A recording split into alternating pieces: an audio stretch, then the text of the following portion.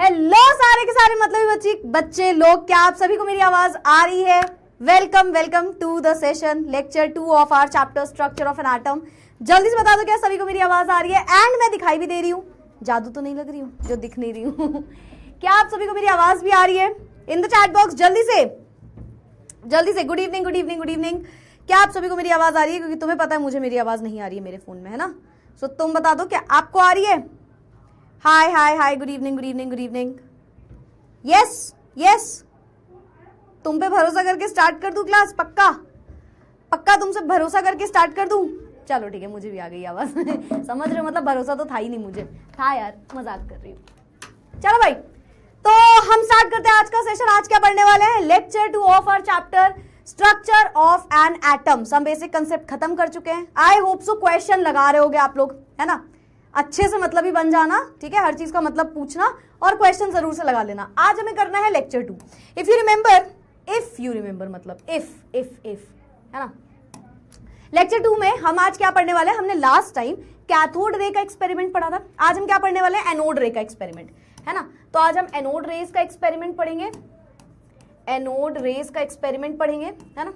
साथ ही साथ हम 2-3 चीजें और करेंगे। हम जे थॉमसन वाला एक्सपेरिमेंट पढ़ेंगे, हम मिल्कन्स का ऑयल एक्सपेरिमेंट भी करेंगे, है ना? ठीक है, और हम कोशिश करेंगे कि हम रदरफोर्ड एक्सपेरिमेंट भी पढ़ लें, ठीक है? एक बात बताओ, कल मैंने क्लास थोड़ी जल्दी खत्म की थी, आज एक्स्ट्रा ले लूं ना? तुम चाहते हो ना? तुम वही बच्चे हो ना जो ये काम चाहते हो? वही बच्चे हो ना तुम चाहते हो ना ये काम हो, ऐसा हो? तुमको वॉइस नहीं आ रही? मेरी वॉइस नहीं आ रही है? लेक्चर 2 में हम आज क्या पढ़ने वाले हैं? वॉइस नहीं आ रही है आपको, है ना? तो मतलब क्या कान में क्या रखा हुआ है? कान में ऐसा, या फिर क्या कहते हैं उसको, कान में कुछ तुमने रखा हुआ है, रुई लगा के सुन रहे हो? हाँ, या फिर फोन में स्पीकर को एकदम कम करके लो वॉल्यूम पे करके सुन रहे हो? क्या कहना चाह रहे हो? हाँ, तुम्हें वॉइस नहीं आ रही? क्योंकि वॉइस आ रही है बेटा। ठीक है, चलो बिल्कुल ठीक है। कोई कह रहा है बिल्कुल भी मत करना मैम ऐसा। ठीक है, हम आगे बढ़ जाते हैं आज के सेशन में।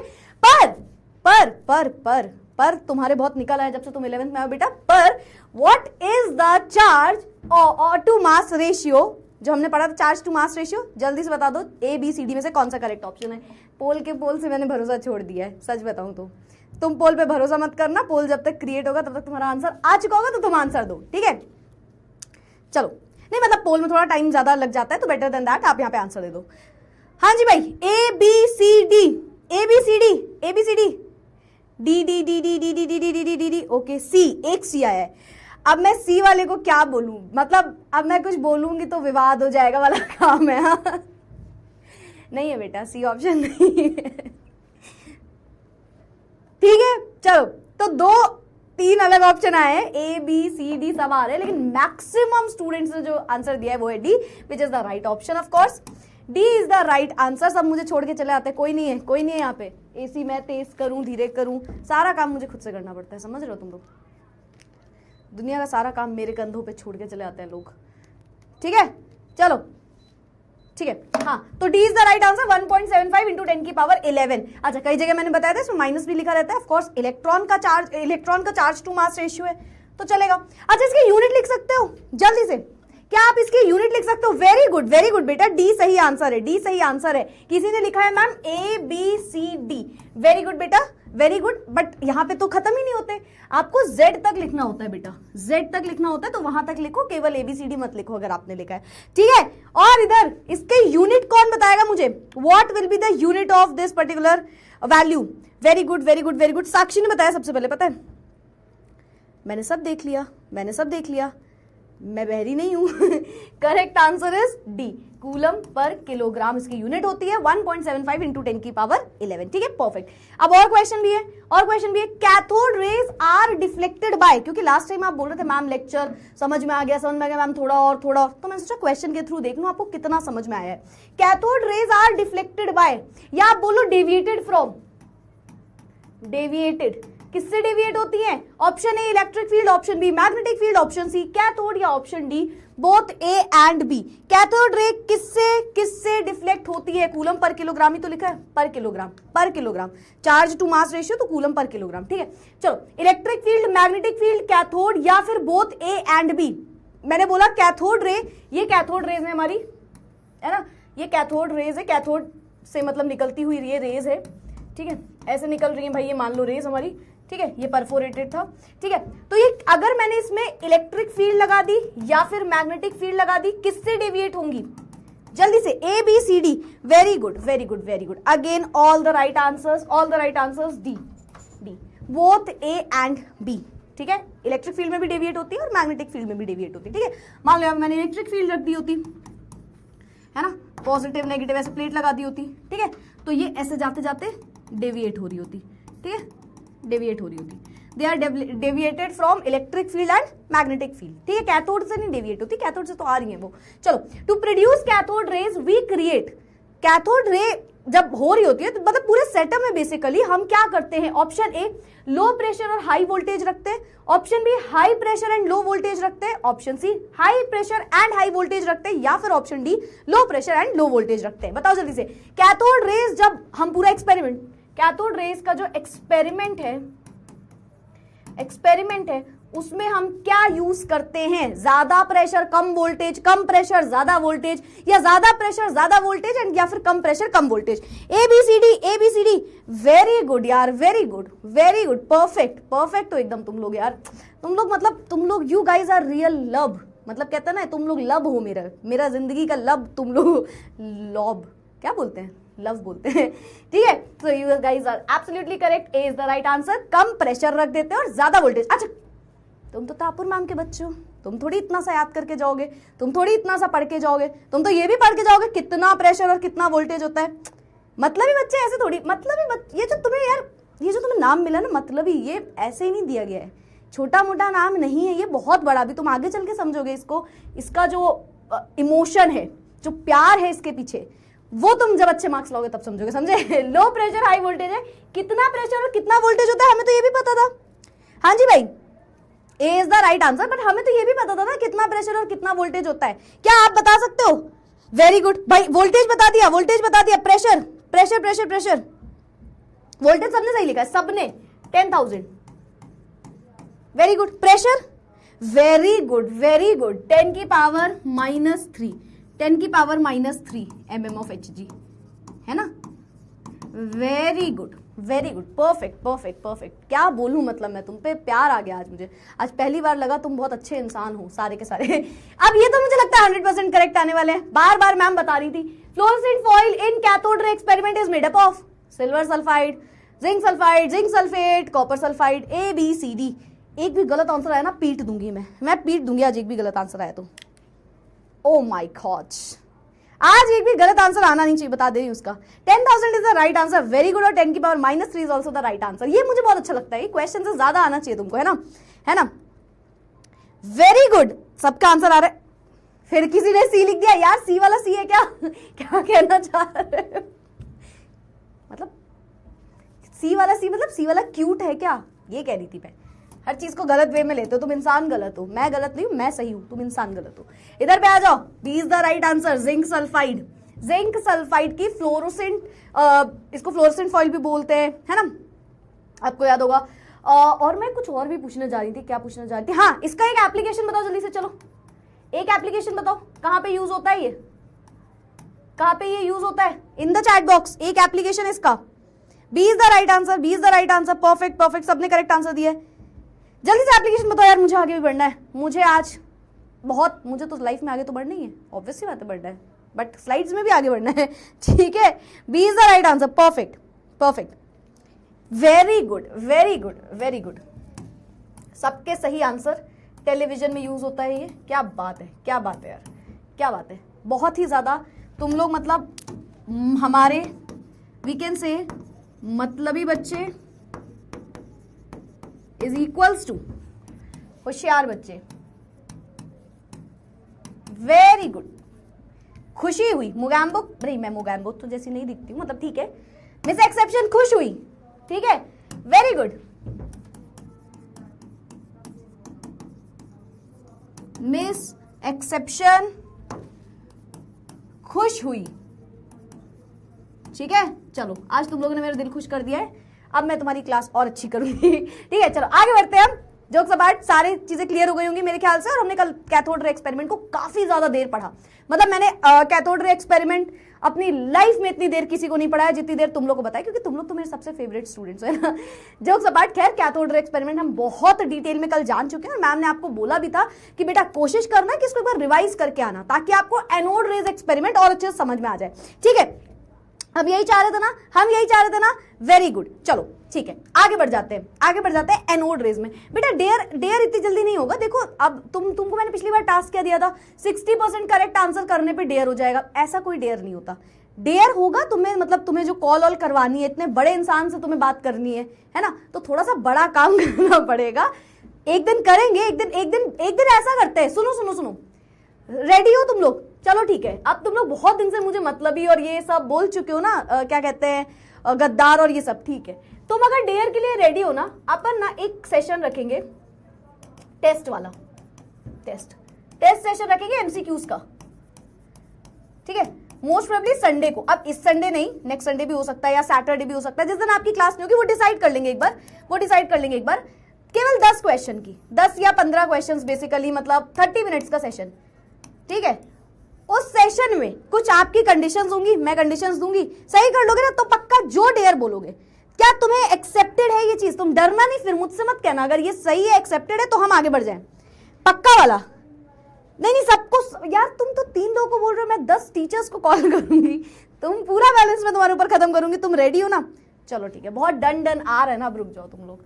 अब तुम लोग ना एकदम क्या बोलते हो उसको, ईगो हर्ट कर रहे हो ना मेरी। अब तुम देखना, फिलहाल अब डेयर मत लिखना, हम संडे, इस संडे अगले संडे को ये चीज कंफर्म करने वाले हैं, गारंटीड है। चलो अब आते हैं फिलहाल हम एनोड रे एक्सपेरिमेंट पे। ठीक है, अब हम लास्ट टाइम कुछ सिंपल सी बेसिक चीजें पढ़ चुके हैं, तो हमें एनोड रे एक्सपेरिमेंट में हर वर्ड का मीनिंग जानने की जरूरत नहीं पड़ेगी। ठीक है मैम, एनोड रे एक्सपेरिमेंट किसने किया था? यूजीन गोल्डस्टीन ने। ठीक है, यूजीन गोल्डस्टीन ने 1886 में ये एक्सपेरिमेंट किया था। ठीक है मैम, इन्होंने कुछ पॉजिटिवली चार्ज पार्टिकल्स को इससे डेराइव किया। एक मैं आपको बात बताऊं, चलो आगे बताऊंगी, अभी आगे बताऊंगी। चलो ठीक है, particles move in opposite direction. अरे यार फिर वही मिस एक्सेप्शन वाला तो ये काम ही नहीं है। रीडिंग थोड़ी करते हैं अपन, रीडिंग सब बाद में करते हैं, पहले समझते हैं। तो चलो पहले समझ लेते हैं जल्दी से। अब इन्होंने क्या किया, जो हमने कैथोड रे का एक्सपेरिमेंट किया था ना, उसे ये कर दिया। ये वाला तुमने ये वाला मीम देखा है? ठीक है, ऐसे वाला मीम देखा है, बस वही कर दिया। मतलब बेसिकली इन्होंने क्या किया, जहां पे कैथोड, पहले कैथोड वाली प्लेट लगी थी, अब इन्होंने वहां पे एनोड की प्लेट लगा दी। ठीक है मैम, पहली चीज क्या हुई कि कैथोड की प्लेट की जगह एनोड की प्लेट लगा दी, और जहां एनोड रखा था वहां पे कैथोड की प्लेट लगा दी। हम लास्ट टाइम पढ़ के गए थे, बेसिक बातें जो हम पढ़ के गए थे भाई। एनोड कैसा होता है? पॉजिटिव रॉड होता है ना। कैथोड कैसा होता है? अपना नेगेटिव रॉड होता है। यस मैम, तो इन्होंने उस टाइम क्या था, यहां पे हमने रखी थी कैथोड, यहां पे एनोड। अब उल्टा कर दिया, उल्टा यहां पे एनोड और यहां पे कैथोड रख दिया। पहली चीज, यस मैम समझ गए, ये तो बेसिक चीज है। अब उन्होंने क्या किया था, एनोड में परफोरेटेड ऐसे कर दिया था, छेद कर दिए थे बेसिकली, अगर नॉर्मल लैंग्वेज में बोले तो परफोरेटेड एनोड रखा था वहां पे। इन्होंने परफोरेटेड कैथोड रख दिया। क्या कर दिया? Perforated cathode. परफोरेटेड मतलब छेद कर देना। तो इन्होंने जो कैथोड रखा उसमें होल्स कर दिए, जो कैथोड रखा उसमें होल कर दिया। यस मैम, दो चीजें हमें समझ में आई जो कि ऑपोजिट हैं अपने कैथोड रे एक्सपेरिमेंट से। ठीक है मैम, तीसरी चीज उन्होंने क्या करी, इन्होंने गैस, ऑफ कोर्स गैस भेजी इसमें, जैसा वहां पे भी हम कर रहे थे, लेकिन प्रेशर ना थोड़ा सा कम कर दिया। पहले प्रेशर कितना था? 10 की पावर -3 mm ऑफ Hg। इन्होंने रखा प्रेशर 10 की पावर -1 mm ऑफ Hg। मतलब पहले प्रेशर बहुत ही, वैसा तो पहले तो बहुत ही कम प्रेशर था, ऐसे समझ लो, पहले बहुत लो प्रेशर रखा गया था। अब इन्होंने लो, थोड़ा सा कम लो कर दिया प्रेशर, है ना, प्रेशर को थोड़ा सा बढ़ा दिया, ऐसे कह लो। इससे क्या हुआ मैम, एक्चुअली यहां से ना बहुत बड़ी चीज आपको समझ में आएगी।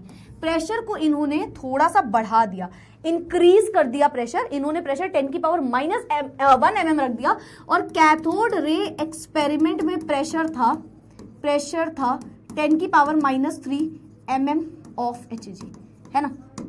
यस मैम, यानी कि प्रेशर को बढ़ा दिया। प्रेशर बढ़ाने से हुआ क्या होगा, समझो। पहले प्रेशर को इतना कम कर दिया कि अंदर वैक्यूम हो जाए और कोई गैस ही ना हो, या जो भी गैस प्रेजेंट है उसे कोई भी आसपास की गैस से फर्क ना पड़ रहा, प्रॉपर वैक्यूम कर दिया वहां पे।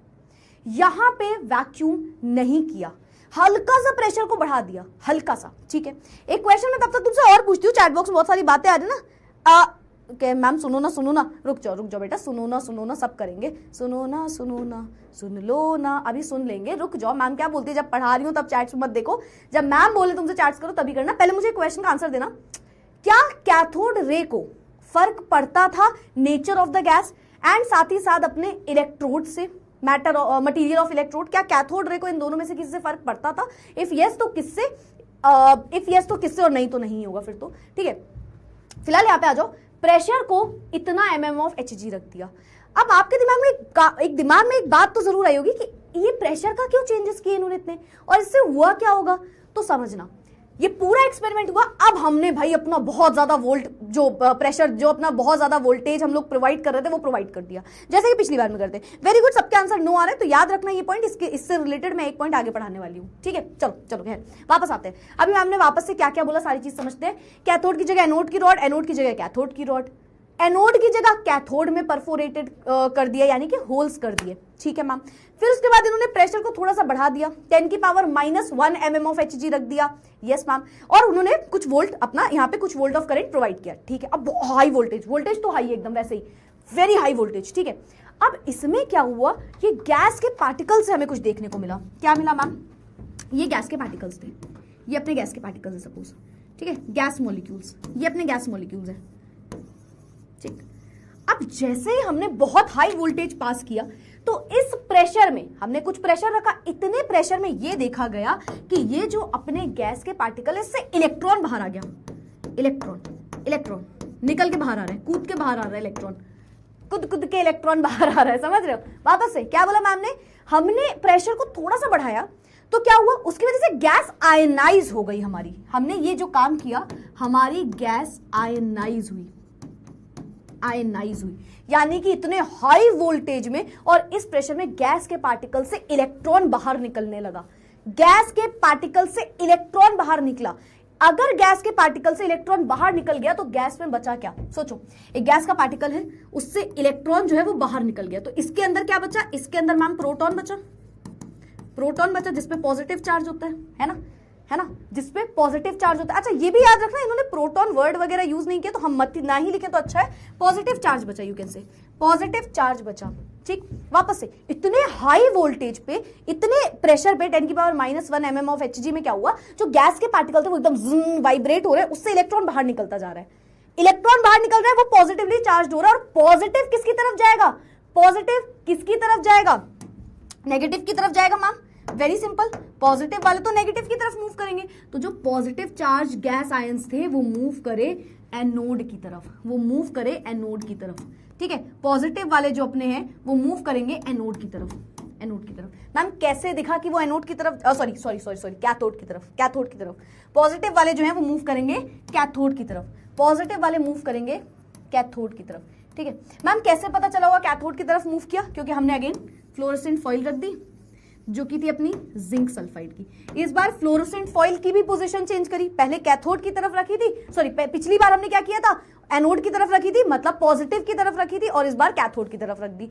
तो हमने क्या देखा कि पॉजिटिव पार्टिकल्स जो है, पॉजिटिव आयंस जो बेसिकली है वो जा रहे हैं किसकी तरफ, वो जा रहे हैं कैथोड की तरफ, और ये ग्लो कर गई है ना, ग्रीन कलर की ग्लो कर गई। अच्छा इसमें एक और चीज मैं बताऊं, एक एक्स्ट्रा नॉलेज, ये ना कलर्ड रेस निकल रही थी इस बार, पिछली बार नॉर्मल रेस थी, इस बार कलर्ड रेस थी, इसमें कलर भी दिख रहा था, गैसियस आयंस। अब इसका रीजन पता है क्या, क्योंकि वो गैसियस आयंस थे असलियत में, ठीक है। चलो आगे बढ़ते हैं और समझाती हूँ, कोई नहीं और समझाती हूँ मैं, ठीक है। कोई क्वेश्चन तो नहीं आया था किसी का,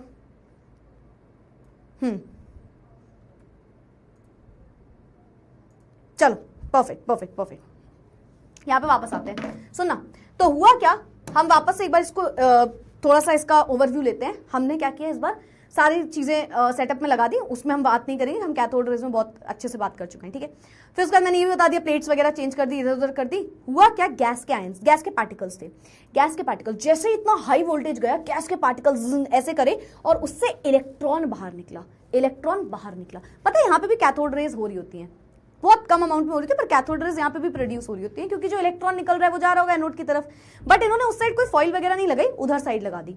तो जो अपना पॉजिटिव गैस जो है, पहले नेगेटिव बाहर निकल गया तो बचा क्या पॉजिटिव, तो पॉजिटिव वाला नेगेटिव रॉड की तरफ आगे बढ़ेगा, पॉजिटिव वाले आयंस नेगेटिव रॉड की तरफ बाहर बढ़ेंगे, यानी कि कैथोड की तरफ जाएंगे। और जब ये इस साइड मूव करेंगे तो इसमें क्या होगा, हम बोलेंगे कि यार ये तो मतलब ऑब्वियस सी बात है, कोई नेगेटिव चीज जो थी वो तो हमने पढ़ ली थी, पर अब हमें समझ में आया इसके अंदर कुछ पॉजिटिव भी है, इसके अंदर कुछ तो पॉजिटिव प्रेजेंट है, तभी तो वो नेगेटिव की तरफ जा रही है और तभी तो ये रेज प्रोड्यूस हो रही है। क्या हमें ये पहली वाली स्लाइड क्लियर हो गई? जल्दी से बता दो चैट बॉक्स में। क्या हमें एक्सपेरिमेंट दिमाग में आया? यूजीन गोल्डस्टीन ने करा था ये एक्सपेरिमेंट, ई गोल्डस्टीन लिखा रहता है, ठीक है। क्या हमें पहली वाली स्लाइड समझ में आई? पहले जल्दी से बता दो, पहली वाली स्लाइड समझ में आ गई तो जल्दी से बता दो क्लियर हो गया। Clear clear clear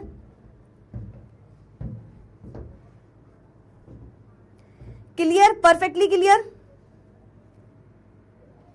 very good, ठीक है ठीक है। अब बहुत सारे लोग बोलेंगे मैम रिपीट कर दो, है ना, जो तुम हमेशा बोलते हो। तो रिपीट कैसे करेंगे? समझ के वापस से इस चीज को पूरा ओवरव्यू करेंगे हम इसका, ठीक है। अब हम थोड़ा रीडिंग पोर्शन मतलब आगे बढ़ने वाले हैं, इन शॉर्ट अगर मैं बोलूं, ठीक है।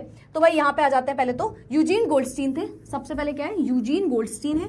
यूजीन गोल्डस्टीन ने इन स्ट्रीम्स को नोट किया, पॉजिटिवली चार्ज पार्टिकल्स कुछ पता चले इनको, कैथोड रेज आई 1886 में। अच्छा, जब ये ईयर लिखा रहता है तो इस वाले चैप्टर में जहां जहां ईयर लिखा है वो फ्लक्चुएट कर सकता है, मतलब मैम मतलब एग्जैक्ट 1886 नहीं होता, वो 1880 से लेकर के 1887 के बात होती है, तो मतलब बीच का जो ईयर है उसकी बात हो रही थी, क्योंकि एक्सपेरिमेंट बहुत ज्यादा चल रहे होते हैं, ठीक है। तो ये हुआ, particles move in opposite direction of cathode rays. पहले कैथोड रेज क्या थी, वो कैथोड से निकल के एनोड की तरफ जा रही थी, एनोड रेज एनोड से कैथोड की तरफ जा रही है। अब एनोड से निकल के जा रही है मैंने नहीं बोला, क्योंकि उस पे हम आएंगे अभी।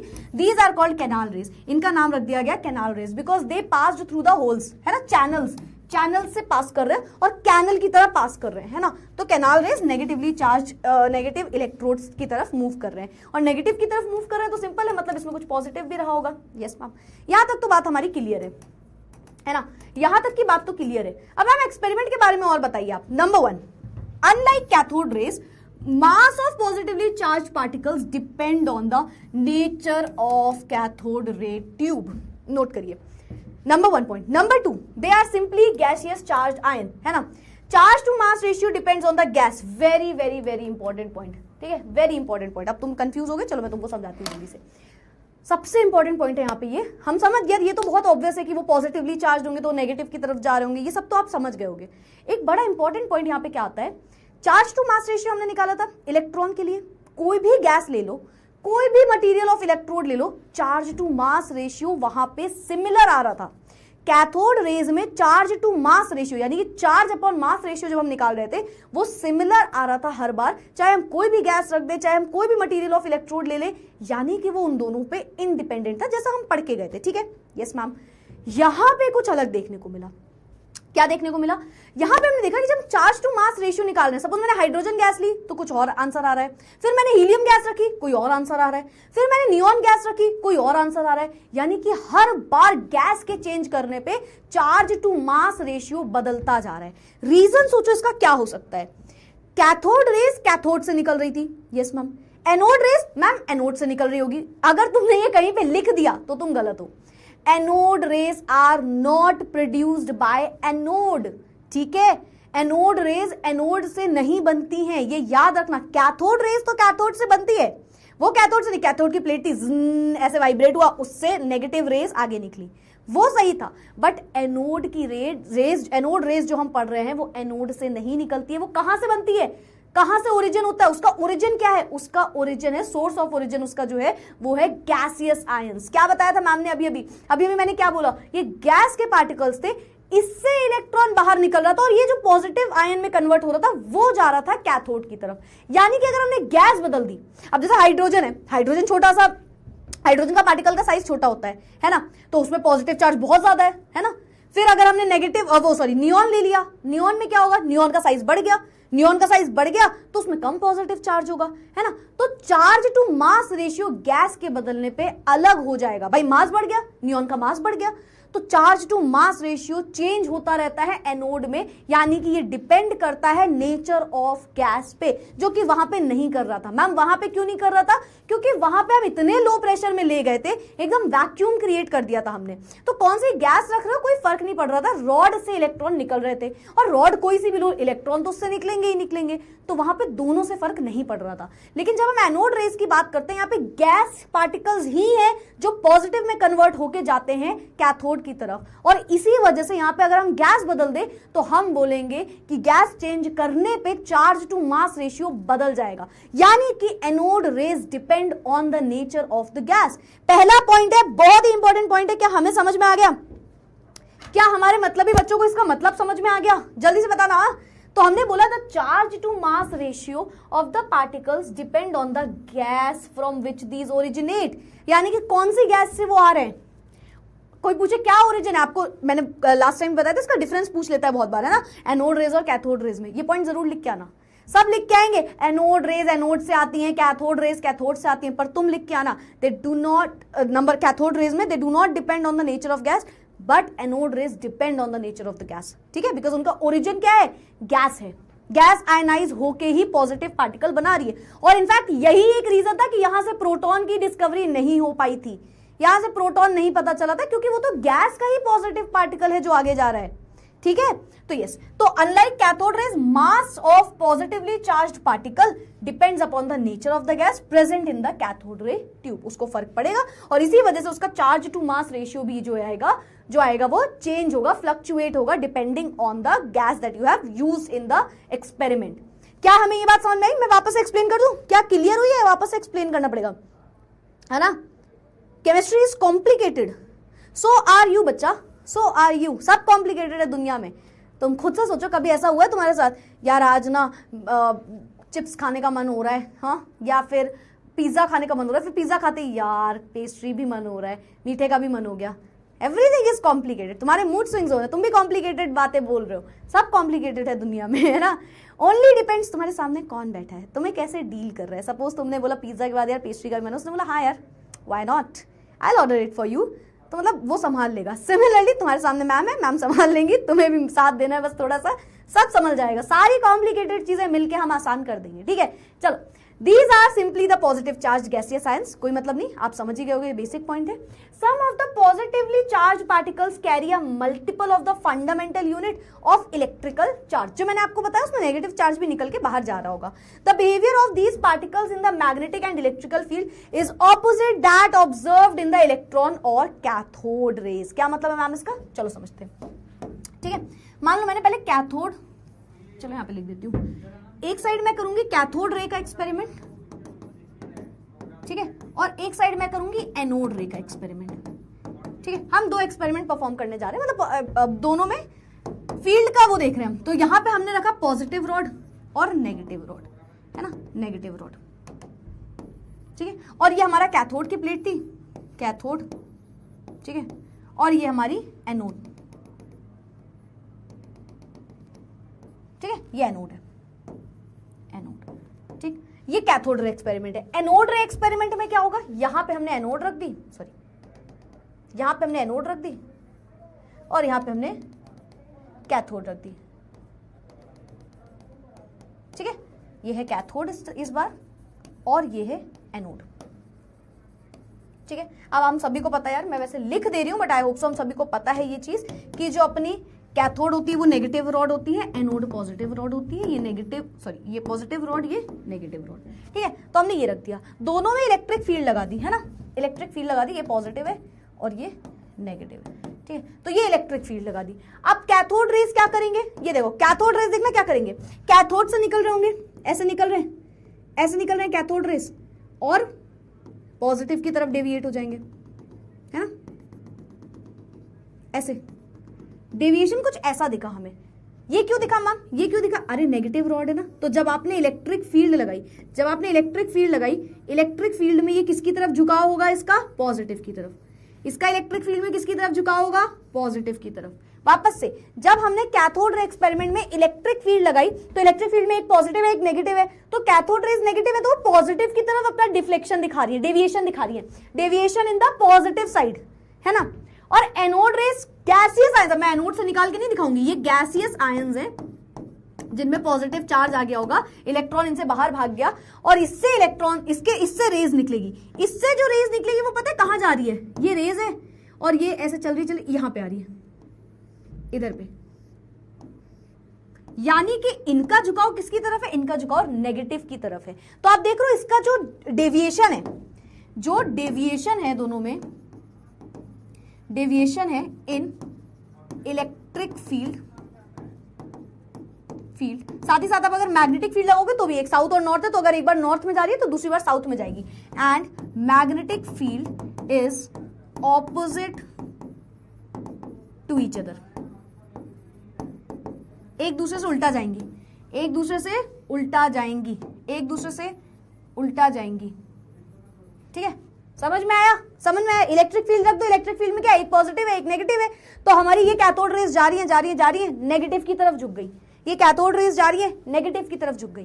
सिमिलरली अब हमने क्या किया, कैथोड रेज जा रही है, सॉरी कैथोड रेज जा रही है तो पॉजिटिव नेगेटिव, पता नहीं क्या बोल रही हूं बार बार, कैथोड रेज नेगेटिव होती है, पॉजिटिव की तरफ झुक गई। ठीक है, अब हमारी एनोड रेज जा रही है, ये एनोड रेज ऊपर जो है, ऊपर पॉजिटिव चार्ज है, नीचे नेगेटिव चार्ज है।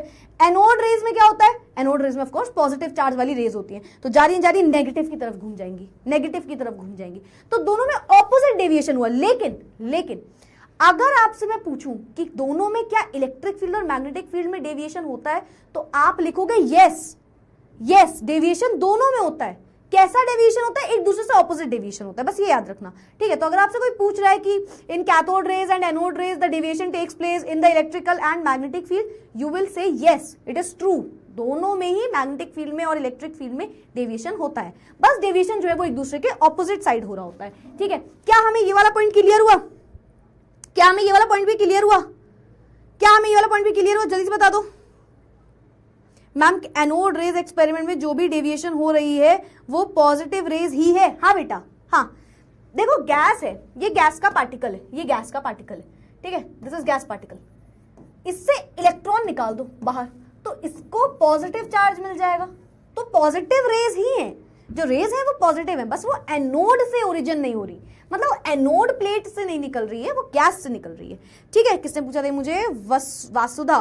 क्लियर है ये वाला पॉइंट भाई, सभी को परफेक्टली क्लियर है, क्या बात है, क्या बात है, वेरी गुड वेरी गुड। तो हमें ये वाला पॉइंट भी मेरे ख्याल से क्लियर हो गया। हम वापस आते हैं इस पॉइंट पे, behaviour of these particle in the magnetic field और electric field is opposite that observe for electron and cathode rays. अब रीडिंग का क्या मतलब हम तो समझ ही चुके हैं, बताओ भाई बताओ जल्दी से चैट बॉक्स में बता दो, हमें यहां तक कोई भी दिक्कत नहीं आई, एक एक पॉइंट मैम ने आपको बहुत डेप्थ में जाके एक्सप्लेन कर दिया, समझ में आया। कैथोड रेज एनोड रेज हम क्लियर हैं, नहीं है क्लियर है ना। हमसे अब कोई बोलेगा कि इसका डिफरेंस लिख दो तो हम बहुत से डिफरेंस लिख सकते हैं क्योंकि हमने हर पॉइंट को बहुत डेप्थ में समझ लिया। ठीक है, बाकी याद रखना कैथोड रेज भी फास्ट मूविंग होती हैं, ये भी स्ट्रेट लाइन में चल रही होती हैं, बीच में कोई पार्टिकल, बीच में कोई मेटल रख दोगे तो ये उसकी शैडो बनाएंगे क्योंकि स्ट्रेट लाइन में है।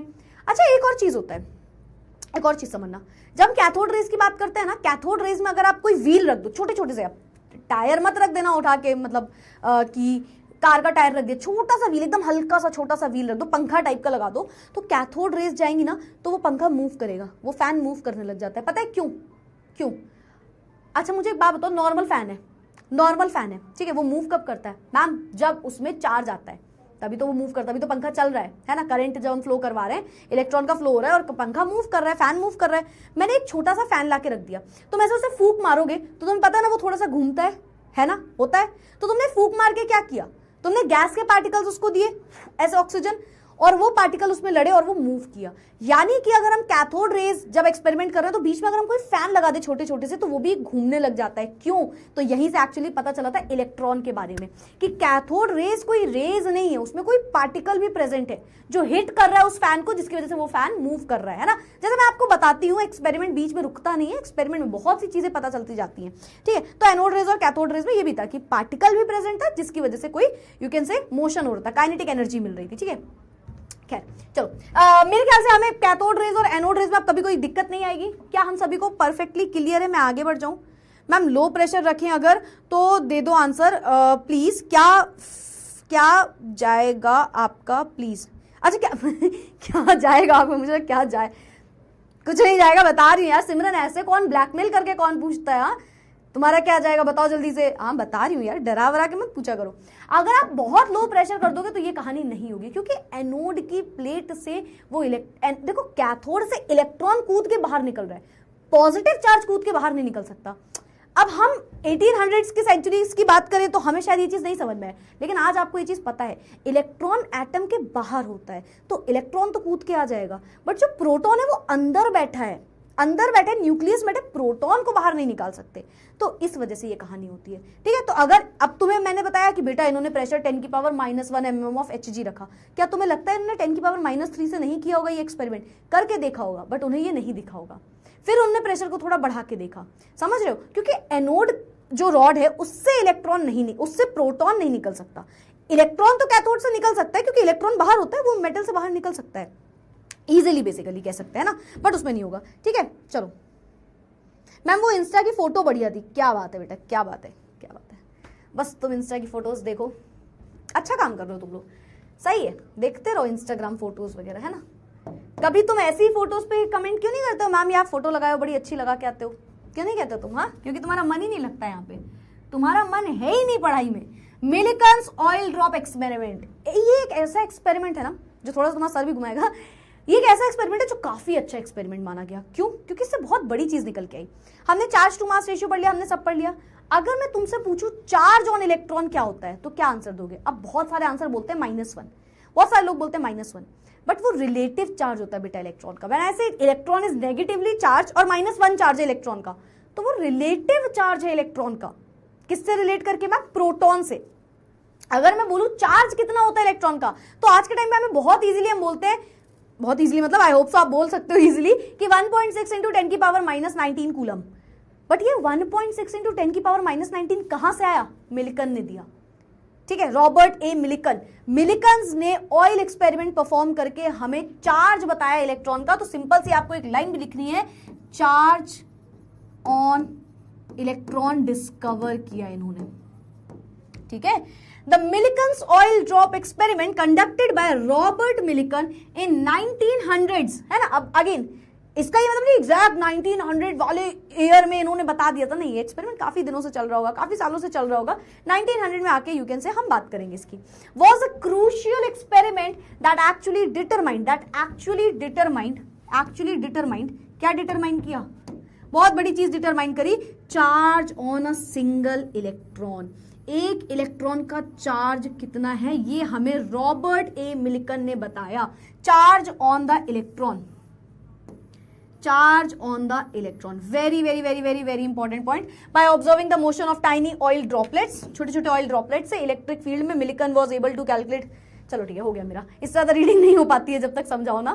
चलो मिलिकन्स ऑयल ड्रॉप एक्सपेरिमेंट में आओ। ये पूरा एक्सपेरिमेंट इन्होंने इस तरीके से सेटअप लगाया। अब इस सेटअप में कई सारी चीजें ली, और ऑयल ड्रॉप एक्सपेरिमेंट है तो ऑयल भी आपको समझ में आ रहा है, कुछ ऑयल जैसी चीज होगी यहाँ पे। अब क्या हुआ पूरे एक्सपेरिमेंट में, इन्होंने ऐसे करके पूरा एक सेटअप अरेंज किया पहले तो। अब इसमें क्या क्या किया, इस सेटअप में अलग अलग चीजें की, जैसे 2 रॉड्स लगा दी, ऐसे 2 रॉड, ऐसे प्लेट लगा दी 2, एक ऊपर एक नीचे। आप गूगल में सर्च करना, जैसे अपना इडली वाला वो देखा है हमने, इडली जिसमें बनता है ना, उसे क्या बोलते हैं, जो भी बोलते हैं, इडली वेसल कुछ बोलते होंगे ना, वो जो बर्तन होता है वैसे ही है ये, एकदम वैसे ही दिखता है ये। पता है उनका रियलिटी वाला जो एक्सपेरिमेंट है, ग्रे कलर का बड़ा सा, जैसे हमने तो ऐसे कांच वांच दिखाया है, ऐसे नहीं दिख रहा होता। वो इडली का जो स्टैंड होता है ना वैसा दिख रहा होता है, एकदम अजीब सा केतली जैसा उस टाइप का दिख रहा होता है, ठीक है।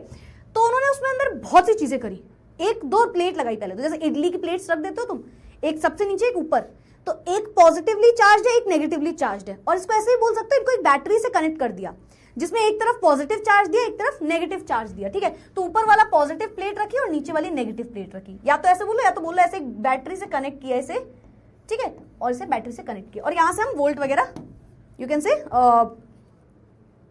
बोलते बोलते भूल जाती हूँ यार, पता नहीं क्या बोलना चाह रही होती हूँ। हाँ, इन्होंने इसको मेंटेन कर दिया, इसका बेसिकली वोल्टेज, ठीक है। अब वोल्टेज चेंज भी कर सकता है, अप डाउन हो सकता है। चलो अब यहाँ पे आते हैं हम। अब और क्या रखा इन्होंने, एक एटमाइजर रखा। एटमाइजर मतलब एटमाइजर, इसके अंदर ऑयल था, ऑयल।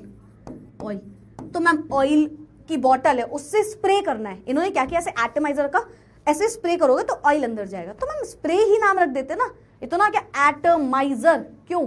बॉटल नाम रख देते मैम, एटमाइजर नाम रखा, क्यों? क्योंकि जो ऑयल ड्रॉपलेट जा रहे थे वो एकदम टाइनी पार्टिकल्स, ऑयल के बहुत टाइनी पार्टिकल्स थे, एकदम एटम के जैसे, मतलब आप देख भी नहीं सकते थे इतने छोटे, मतलब मिस्ट के फॉर्म में, in the form of mist, mist के फॉर्म में, बहुत ही ज्यादा छोटे पार्टिकल्स थे मिस्ट के फॉर्म में मान लो, और वो अंदर जा रहे थे। ठीक है, ठीक है मैम, छुट्टी कितने बजे होगी बेटा, क्या बात है। अनन्या कह रही है, oh don't you want me like you want you baby, don't you need me, I need you now, sleep tomorrow but tonight this. क्या बात है अनन्या, क्या बात है। बट अनन्या ऐसे, मतलब ठीक है, अच्छा गाना है, अच्छा गाना है, बट मतलब केमिस्ट्री ऐसा सब्जेक्ट नहीं है जिसमें आपको जब समझ में ना आ रहा हो तो आप गाना लिख के आ जाओ, नहीं बेटा ऐसा नहीं होता। केमिस्ट्री ऐसा सब्जेक्ट नहीं है, और इनफैक्ट मेरे हिसाब से जानने वाले आने वाले बहुत से ऐसे सब्जेक्ट जो आप पढ़ रहे हो वो कोई भी ऐसे नहीं है, तो गाने के मार्क्स नहीं मिलते बेटा। मतलब टीचर, तुम कभी भी ट्राई करना, 3 नंबर का क्वेश्चन है, तुम सोचो 1 नंबर का आंसर लिख दे, 2 नंबर का गाना लिख दे, नंबर काट लेगा बेटा, और ऐसा काटेगा, ऐसा काटेगा, फिर घर वाले तुमको जो काटेंगे ना, बहुत सालों के लिए कट जाएगी पढ़ाई तुम्हारी। ठीक है, तो ये सब नहीं करते बेटा। ठीक है, हाँ ठीक है, ये समझ में आ गया। किसी ने कुछ और भी पूछा था, और क्या पूछा था, एटमाइजर वाली बात मैंने बता दी। ठीक है, नेगेटिव पार्टिकल एनोड की तरफ जाएंगे क्या, एनोड रे एक्सपेरिमेंट में नेगेटिव एनोड की तरफ जाएंगे, हाँ थोड़े थोड़े मूव कर रहे होंगे, बट वो दिखेंगे नहीं आपको क्योंकि पीछे जिंक सल्फाइड नहीं रखी हुई है। ठीक है, बहुत ज्यादा मोशन भी नहीं हो रहा होगा क्योंकि प्रोटॉन बहुत तेजी से इस बार मूव कर रहे होंगे। ठीक है, अच्छा ये भी याद रखना, तेजी से याद है कि ये मोशन तो हो रहा है बहुत तेजी में, है ना, ऐसे पार्टिकल्स जा रहे हैं, जैसे रेज जा रही हैं, वैसे ही कैथोड में होता। बट जब हम पॉजिटिव रेज की बात कर रहे हैं, यानी कि जो एनोड रेज हैं, जिसे हम कैनाल रेज बोलते हैं, तो कैनाल रेज उतने स्पीड से नहीं मूव करते जितने स्पीड से कैथोड रेज करते हैं ना, उसके इलेक्ट्रॉन बहुत जल्दी मूव कर रहे होते हैं। ठीक है, ये भी हो गया। चलो चलो भाई, तो मेरे ख्याल से ये सब बातें समझ में आ गई सबको। विच ऑयल, नॉर्मल ऑयल बेटा, ऑयल एक्सपेरिमेंट किया इन्होंने, ऑयल एक्सपेरिमेंट। ठीक है, ऐसे कोई मैंडेटरी नहीं रखा इन्होंने कोई चीज, सिंपल बोला कि अगर मैं कोई ऑयल लेता हूं और उसको एटमाइजर से पास कराता हूं। एटमाइजर क्यों, ताकि उसमें इतना छोटा सा छेद, मतलब हर एक इस एक्सपेरिमेंट में हर एक चीज बहुत माइन्यूट सी समझी गई है, तो इतना छोटा सा इसमें छेद करो कि एटम के जितनी चीजें बाहर निकले, जैसे एटम है ना बहुत छोटा, वैसी चीज बाहर निकले। ठीक है, तो ऑयल हमने अंदर भेजने के लिए एटमाइजर रख दिया। ठीक है, yes ma'am. Charge oil droplets अभी बताऊंगी इसके बारे में। हमने एक आयनाइजिंग रेडिएशन रखा है ना, जिससे हमें एक्स रे पास होती हुई दिखी, एक्स रे पास होते हुए दिखी। ठीक है, हमने क्या किया, हमने एक आयनाइजिंग रेडिएशन, मतलब जिससे रेडिएशन निकल पाए। कौन सी रेडिएशन, एक्स रे की रेडिएशन। ठीक है, तो एक्स रे पास करी, क्यों करी भी सब समझाऊंगी मैं। ठीक है, हमने एक साइड माइक्रोस्कोप रख दिया, क्यों रख दिया मैम, टॉर्च भी लगा दी, क्यों कर दिया मैम ये सब, अरे यार हमें पता है बहुत छोटे पार्टिकल है, दिख नहीं रहे होंगे, तो पहले टॉर्च लगाई ताकि उन पार्टिकल में लाइट जाए और हमें वो दिखे, और वहां माइक्रोस्कोप लगा दिया, माइक्रोस्कोप से हम इसे देख सकते हैं। तो ये पूरा एक्सपेरिमेंट इन्होंने किया। अब इस एक्सपेरिमेंट में क्या किया, सबसे पहले स्प्रे किया तो ऑयल के पार्टिकल्स अंदर एंटर कर गए। यस मैम, स्प्रे किया, ऑयल के पार्टिकल्स ऐसे मिस्ट के फॉर्म में अंदर एंटर कर गए। अब ये ऑयल के पार्टिकल्स ऐसे इस प्लेट में एक छेद भी कर दिया था, एक होल कर दिया था। ठीक है, होल कर दिया था, यहां से ऑयल के पार्टिकल अंदर जा रहे हैं, थोड़े थोड़े, एक साथ सारे नहीं चले गए, थोड़े थोड़े जा रहे हैं। अब एक्सरे भी पास कर दी। अब क्या हुआ, एक्सरे ने क्या किया, बेसिकली ये जो एक्सरे इन्होंने लगाई, उसने गैस को या ऑयल पार्टिकल को आयनाइज किया, है ना। एक्सरे, अब एक्सरे के बारे में ज्यादा मत अभी जानो, अल्फा पार्टिकल होता है ना, +2 और मास इसका 4 AMU का होता है ना।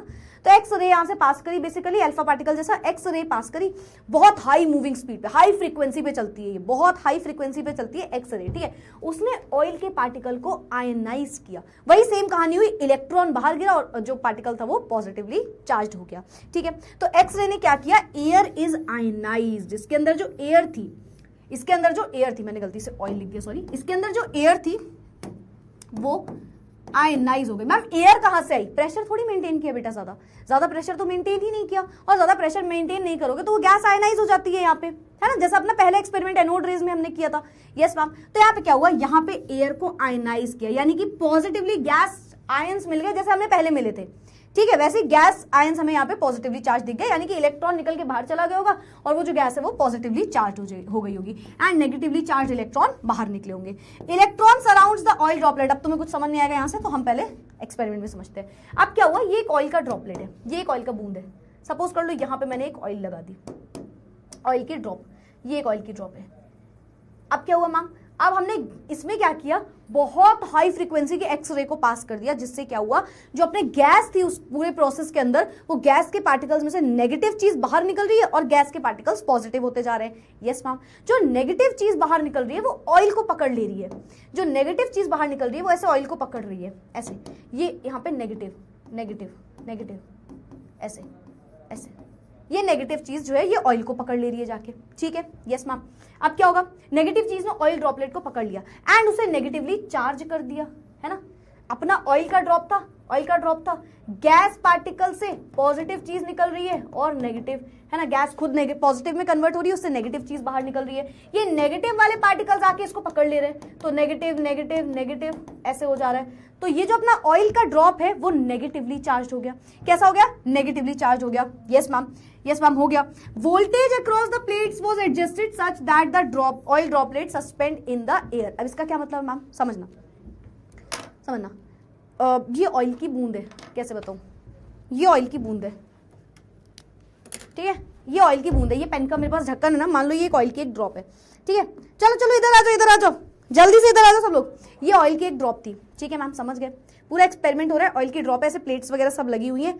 यस मैम, ये ऑयल की ड्रॉप ऐसे नीचे आई होगी, क्यों, ये ऑयल की ड्रॉप नीचे क्यों आई होगी, ये नीचे क्यों आई होगी, क्योंकि ग्रेविटी लग रही है मैम, तो बेसिक सी बात है, नीचे आएगी, ग्रेविटी लगेगी। यस मैम, तो मतलब जो ऑयल की ड्रॉप थी वो नीचे आके गिर जानी चाहिए, यहाँ पे आ जानी चाहिए सीधा, मिली सेकेंड्स में, बहुत ही जल्दी, बट ऐसा नहीं हुआ, क्योंकि हमने वोल्टेज को ऐसा मेंटेन किया कि इसे ऊपर भी कुछ पुश मिले। हमने वोल्टेज को ऐसे सेट किया कि इसे कुछ ऊपर भी पुश मिले। अब ये बहुत ज्यादा फिजिक्स में आपको जाना पड़ जाएगा, है ना, ब्यूएंस फोर्स पढ़ोगे आप, विस्कोसिटी वाला फोर्स पढ़ोगे आप, डिफरेंट फोर्सेस पढ़ोगे। ऐसा जैसे ऐसे बकेट होती है ना, बकेट को ऐसे पानी में डालो तो ऐसे ऊपर को आती है ना, ऊपर को आती है, या तो पूरा पानी हटा देगी और फिर अंदर चली जाएगी, है ना, वरना वो ऊपर को तैरेगी। क्यों, क्योंकि उसमें नीचे से भी एक फोर्स लग रहा है। सिमिलरली यहाँ पे हुआ, हमने यहाँ पे क्या किया, हमने बोला कि दो फोर्स है, एक इलेक्ट्रिक फोर्स लग रहा है और एक ग्रेविटी वाला फोर्स लग रहा है। क्या बोला मैम ने, इलेक्ट्रॉन पे नेगेटिव चार्ज होता है। यस मैम, अब हमने बोला कि हमने यहाँ पे क्या कर दिया, हमने यहाँ पे फोर्स ऑफ ग्रेविटी लगाई, जो कि लगी रहा था खुद से mg के बराबर, है ना, जिसकी वजह से वो ऑयल का जो ड्रॉपलेट था वो नीचे मूव किया होगा। कोई पूछे ऑयल ड्रॉपलेट नीचे किसकी वजह से आया, तो बोलना कि ग्रेविटी की वजह से। कोई बोले ऊपर क्यों जा रहा है, क्योंकि हम लगा रहे हैं force due to electric field, हम इलेक्ट्रिक फील्ड की वजह से भी कुछ फोर्स लगा रहे हैं जो कि इस ऑयल को ऊपर भी भेज रहा है। और हमने ऐसा वोल्टेज सेट किया कि ये दोनों आपस में बराबर हो गए, ऐसा वोल्टेज सेट किया कि जो ग्रेविटेशनल फोर्स है और जो इलेक्ट्रिक फोर्स है वो बराबरी से लग रहा है, जिसकी वजह से ऑयल ड्रॉपलेट ऐसे हवा में है बीच में। अब ये ऐसे हवा में बीच में, नीचे गिर जाता अगर ग्रेविटी वाला फोर्स बढ़ा दोगे, और ऊपर चला जाता अगर आप इलेक्ट्रिक फील्ड वाला फोर्स इंक्रीज कर देते। लेकिन हमने ऐसे रखा, अच्छा ये एज आई सेड यहाँ पे और भी फोर्सेस लग रहे होते हैं ना, FB लग रहा होगा, ब्योन्स वाला फोर्स, विस्कोसिटी वाला फोर्स, उतने डिटेल में आपको नहीं जाना है, फिजिक्स में पढ़ोगे आप वो सब, ठीक है। बट फिलहाल जो अपना ऑयल ड्रॉपलेट है वो बीच में ही है, वो ना नीचे गिर रहा है ना ऊपर जा रहा है। क्यों, क्योंकि हमने वोल्टेज ऐसा सेट किया कि जो ग्रेविटेशनल फोर्स है और जो इलेक्ट्रिक फोर्स है वो बराबर हो गया। ठीक है, हमने इसे ऐसे सेट कर दिया कि ये दोनों आपस में बराबर हो गए। कोई कह रहा है एप्पल ना गिरता तो ये सब नहीं होता, सही बात है, बट अब तो गिर चुका है ना, अब क्या कर सकते हैं, अब तो गिर चुका है, अब एप्पल गिर चुका है ना, और आप अपने पेरेंट्स की नजरों से ना गिरे इसलिए आपको पढ़ना पड़ेगी सारी चीजें, ठीक है। तो इस तरीके से हमने इसे मेंटेन कर दिया, यानी कि हवा में है वो ऑयल, हवा में। क्यों ऐसा किया, क्यों, ताकि हम उसकी पूरी चीजें समझ पाए अच्छे से। अगर वो ग्रेविटेशन फोर्स लग जाएगा, नीचे चला जाएगा तो कोई मतलब ही नहीं है। पर हम ये थोड़ी डिराइव कर रहे हैं पॉजिटिव और नेगेटिव चीजें, है ना, वो तो obviously cathode rays anode rays में पता चल गया है, ठीक है। तो ऑयल ड्रॉप एक्सपेरिमेंट में ऐसा किया इन्होंने। नाउ अभी उसमें बाद में आएंगे। एटमाइजर आप समझ गए, है ना, जिसमें ऑयल है, जिसे स्प्रे करेंगे और उससे ऑयल अंदर जाएगा, ऑयल ड्रॉपलेट अंदर जाएंगे और एक होल कर दिया रॉड में तो वो नीचे आ जाएंगे, ठीक है। फिर उसके बाद हमने उसको थोड़ा सा हवा में रखा, ये देखो ये ऑयल का ड्रॉपलेट है, नीचे नहीं आया, हवा में रह गया, ठीक है, समझ में आया। एक्सरे क्या काम कर रहे हैं यहाँ पे, ये बहुत बार क्वेश्चन पूछा जाता है, याद रखना। हाई फ्रिक्वेंसी की रेज होती हैं, ये यहाँ पे क्या करती हैं, ये एयर के पार्टिकल को आयनाइज कर देती हैं, यानी कि उससे इलेक्ट्रॉन को बाहर निकाल देती हैं और उसे पॉजिटिव चार्ज कर दे देती हैं। तो पॉजिटिव वाला नेगेटिव रॉड की तरफ चला जाएगा, कोई मतलब नहीं, और जो नेगेटिव है वो ऑयल ड्रॉपलेट के आसपास घेर लेगा ऑयल को, ठीक है मैम, इतनी बात आप समझ गए होगे। अब इन्होंने कुछ ऑब्जर्व किया जो कि बहुत बहुत बहुत बड़ी ऑब्जर्वेशन थी। इन्होंने पूरी कैलकुलेशन करी, अगेन आप कैलकुलेशन कैसे डेराइव होगी नहीं पढ़ोगे, बहुत ही बड़ा प्रोसेस होता है, ठीक है, फिजिक्स में आता है। अगेन आपको ये पता है फिजिशियस्ट ही थे, ये केमिस्ट्री की कोई डेरिवेशन या केमिस्ट्री के बारे में कुछ नहीं जानना चाह रहे थे, ये जान तो अपना फिजिक्स के बारे में रहे थे, बस क्योंकि वो रिलेटेड था हमारे इलेक्ट्रॉन से तो हम उसे केमिस्ट्री में पढ़ रहे हैं। ये एक्सपेरिमेंट पूरा फिजिक्स वाला है, ये पूरा एक्सपेरिमेंट फिजिक्स में है, फोर्स वगैरह सारी चीजें, बट क्योंकि इसमें इलेक्ट्रॉन की कुछ डेरिवेशन हुई, इलेक्ट्रॉन के बारे में कुछ पता चला, तो आप इसे केमिस्ट्री में पढ़ रहे हो, ठीक है। So now Millikan observe that oil droplet, उसने पता है क्या देखा उन्होंने बोला कि जो ऑयल का ड्रॉपलेट है ना, ये ऑयल के ड्रॉपलेट से हमें कुछ पता चला, इसमें हर बार डिफरेंट चार्ज आ रहा है, हर बार डिफरेंट चार्ज आ रहा है, but each was a whole multiple of this charge, he considered it as a fundamental charge। मतलब पता है क्या है, इन्होंने हर बार ऑयल ड्रॉपलेट में चार्ज निकालने की कोशिश करी, तो इन्होंने देखा कि जो चार्ज है वो हर ड्रॉपलेट में अलग अलग तो आ रहा है, पर उसमें एक चीज कांस्टेंट आ रही है, वो है 1.6 इंटू 10 की पावर -19 कूलम, ये कांस्टेंट आ रही है। एग्जैक्ट बताऊं तो 1.599 समथिंग इन्होंने निकाली थी वैल्यू, आज के टाइम पे से 1.6002 समथिंग बोला जाता है, बट अगर बीच की हम वैल्यू की बात करें तो इट इज 1.6 इंटू 10 की पावर -19, और यूनिट भी उन्होंने कूलम्स में नहीं निकाली थी, बट आज के टाइम पे कूलम्स में यूनिट है इसकी, ठीक है। तो ये चार्ज था एक इलेक्ट्रॉन पे, लेकिन ये हर बार अलग क्यों आ रहा था मैम, क्योंकि ये एक इंटीग्रल मल्टीपल था n वैल्यू के। इंटीग्रल मल्टीपल मतलब ये एक इंटीजर वैल्यू होगी, it could be 1, it could be 2, it could be 3, it could be 4, है ना, डिपेंड कर रहा है गैस के पार्टिकल्स में, ये तो डिपेंड कर रहा है अपना, ठीक है। लेकिन हमने ये चीज ऑब्जर्व करी कि जो ड्रॉपलेट इसमें जो चार्ज आ रहा है उसमें एक चीज हमेशा कांस्टेंट आ रही है, और वो है 1.6 इंटू 10 की पावर -19 कूलम, और ये मल्टीपल है किसी की, कभी 1 टाइम, कभी 2 टाइम, कभी 3 टाइम, है ना। तो ये अपनी इलेक्ट्रॉन की यहां से इन्होंने डेरिवेशन कर दी, इलेक्ट्रॉन के चार्ज की बेसिकली डेरिवेशन कर दी, and you can say charge on electron is derived as charge on electron comes out as 1.6 into 10 की पावर -19 कूलम। अब आप इसके आगे कई जगह माइनस लिखा हुआ देखोगे कई बार, है ना, कई बार माइनस लिखा हुआ देखोगे, क्योंकि इलेक्ट्रॉन है तो नेगेटिव चार्ज आगे लगा सकते हो, और ये एक इंटीग्रल मल्टीपल थी n की, है ना, डिफरेंट गैस में वो तो डिफर कर सकती है ना वो पार्टिकल, बट ये कांस्टेंट आ रहा था, तो यहां से निकलता है चार्ज ऑन इलेक्ट्रॉन। क्या आप सभी को ये चीज समझ में आई? इन द चैट बॉक्स जल्दी से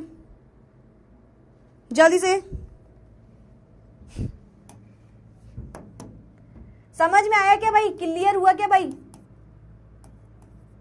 इन द चैट बॉक्स क्लियर हुआ या नहीं?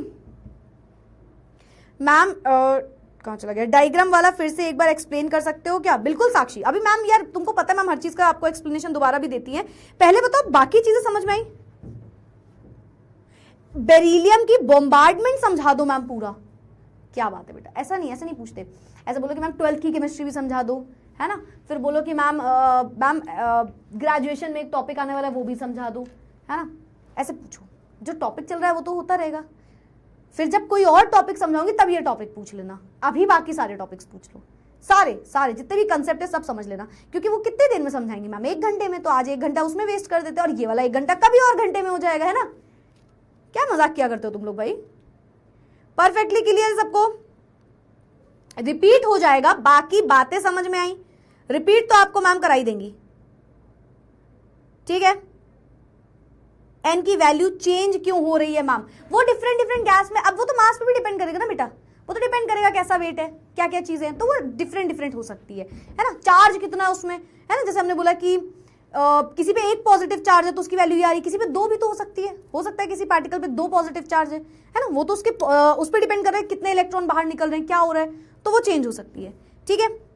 चलो आप जिसको जो समझ में आया हम एक बार वापस से इसका रिवीजन करते हैं जल्दी से। चलो, oil experiment, Millikan's oil experiment, एक पूरा एक्सपेरिमेंट के लिए ये पूरी चीजें लगाई गई, फिर उसका 2 रॉड लगा दी, ऊपर पॉजिटिव एनोड और नीचे नेगेटिव, या तो ऐसे बोलो या तो रियलिटीज की होती है कि इसको कनेक्ट कर दिया बैटरी से, तो एक को पॉजिटिव चार्ज हम दे रहे हैं, एक को नेगेटिव चार्ज हम दे रहे हैं, फिर हमने एटोमाइजर लगाया जिससे हम ऑयल ड्रॉपलेट्स को अंदर भेजेंगे और वो एकदम मिस्ट के फॉर्म में होगी, यानी बहुत छोटे होंगे, ठीक है।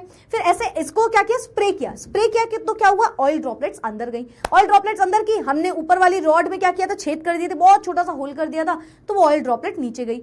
अब क्या हुआ, अब हमने उसको हवा में रखने की कोशिश करी, क्योंकि अगर वो नीचे चली जाती तो हम उसके बारे में ज्यादा जान नहीं पाते, ठीक है। तो हमने एक्स रे अंदर भेजी, एक्स रे से क्या हुआ, अंदर कुछ गैस भी प्रेजेंट थी, है ना, अंदर कुछ गैस भी प्रेजेंट थी। वो गैस जो है एक्स रे बहुत हाई फ्रीक्वेंसी में जाएगी और उस गैस को आयनाइज कर देगी, यानी कि उस गैस से इलेक्ट्रॉन को बाहर निकाल देगी और गैस को पॉजिटिव चार्ज दे देगी। यस मैम, तो पॉजिटिव चार्ज वाली गैसियस आयंस हो गए अपने, और नेगेटिव जो इलेक्ट्रॉन है वो बाहर निकला। वो बाहर निकला तो उसने क्या किया, उसने ऑयल की ड्रॉपलेट्स को पकड़ लिया, ऑयल की ड्रॉपलेट्स को पकड़ लिया। हो सकता है एक इलेक्ट्रॉन ने पकड़ा हो तो कुछ चार्ज आया, दो ने पकड़ा हो तो कुछ चार्ज आया, चार ने पकड़ा हो तो कोई और चार्ज आएगा। तो इन्होंने देखा चार्ज हर बार डिफरेंट तो आ रहा है, बट एक चीज हमेशा कॉमन आ रही है, और वो क्या है, 1.6 इंटू 10 की पावर -19 कूलम, यानी कि हमेशा इसके इंटीग्रल मल्टीपल आ रही है। मतलब जो भी वैल्यू आ रही है ना, वो कभी इसके 2 टाइम्स है इस वैल्यू के, कभी 3 टाइम्स है, कभी 4 टाइम्स है, कभी 5 टाइम्स है। वो डिपेंड कर रहा है कि कितने इलेक्ट्रॉन आए, कितने इलेक्ट्रॉन ने पकड़ा, वो अलग बात है। पर हर एक इलेक्ट्रॉन में एक चीज कॉमन आ रही है चार्ज में, और वो है एक वैल्यू जो कि है 1.6 इंटू 10 की पावर -19 कूलम, ठीक है। बाकी n से मल्टीप्लाई कर सकते हो आप। अच्छा, तो ये ड्रॉपलेट को नीचे भी नहीं गिरने दे सकते थे, तो नीचे नहीं गिरने देंगे तो क्या करेंगे, नीचे तो ग्रेविटी घसीट रही है उसको, ग्रेविटी वाला फोर्स घसीट रहा है, तो ऊपर कौन घसीटेगा, इलेक्ट्रिक फोर्स, है ना। हमने बोला इलेक्ट्रिक फील्ड लगा दी हमने, इलेक्ट्रिक फील्ड तो समझ रहे हो, एक तरफ पॉजिटिव एक तरफ नेगेटिव, तो जो नेगेटिव चार्ज है वो ऊपर की तरफ खिंच रहा होगा, तो इस वजह से ऊपर भी फोर्स लग रहा है, ठीक है। मैंने आपको पहले ही बता दिया इसमें 2 और फोर्स लग रहे होते हैं, बट आपको उतने डिटेल में ये चीज नहीं जाननी है, ठीक है। तो वो जो गैस पार्टिकल थे उसको हमने बीच में रखा, यानी कि उसके 2 फोर्सेस को इस तरीके से सेट किया, वोल्टेज को ऐसे सेट किया कि दोनों फोर्स आपस में बराबर हो गए। जो हमने इलेक्ट्रिक फील्ड वाला फोर्स लगाया जो उसे ऊपर भेज रहा है, और जो ग्रेविटेशनल फोर्स था जो नीचे घसीट रहा था, और वोल्टेज को ऐसे सेट कर दिया कि ये ड्रॉपलेट को इतना ही फोर्स मिल रहा है कि वो एकदम सेंटर में रुका हुआ है, ठीक है। तो ये पूरा इनका एक्सपेरिमेंट था। इन्होंने क्या ऑब्जर्व किया, oil droplet have different charges, different तो आ रहे थे क्योंकि पता नहीं है कि कितने कितने इलेक्ट्रॉन ने पकड़ा हुआ है, but each was a integral multiple, you can say multiple of this value, इसके मल्टीपल आ रहा था, ठीक है। बाकी he considered it as a fundamental charge. क्या आप सभी को अभी क्लियर हो गया परफेक्टली? हाँ जी भाई बताओ जल्दी से इन the chat box, in the chat box जल्दी से, इन द चैट बॉक्स जल्दी से। हाँ हाँ स्क्रीनशॉट ले लो, कॉपी कर लो।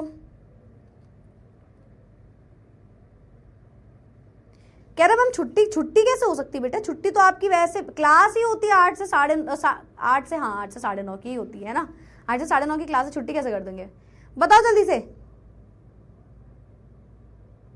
थैंक यू माही। अंतरा कह रही है मैम इलेक्ट्रॉन कैसे बाहर निकला और नेगेटिव कैसे हुआ, अभी तो बताया यार, फोर्स नहीं उसमें।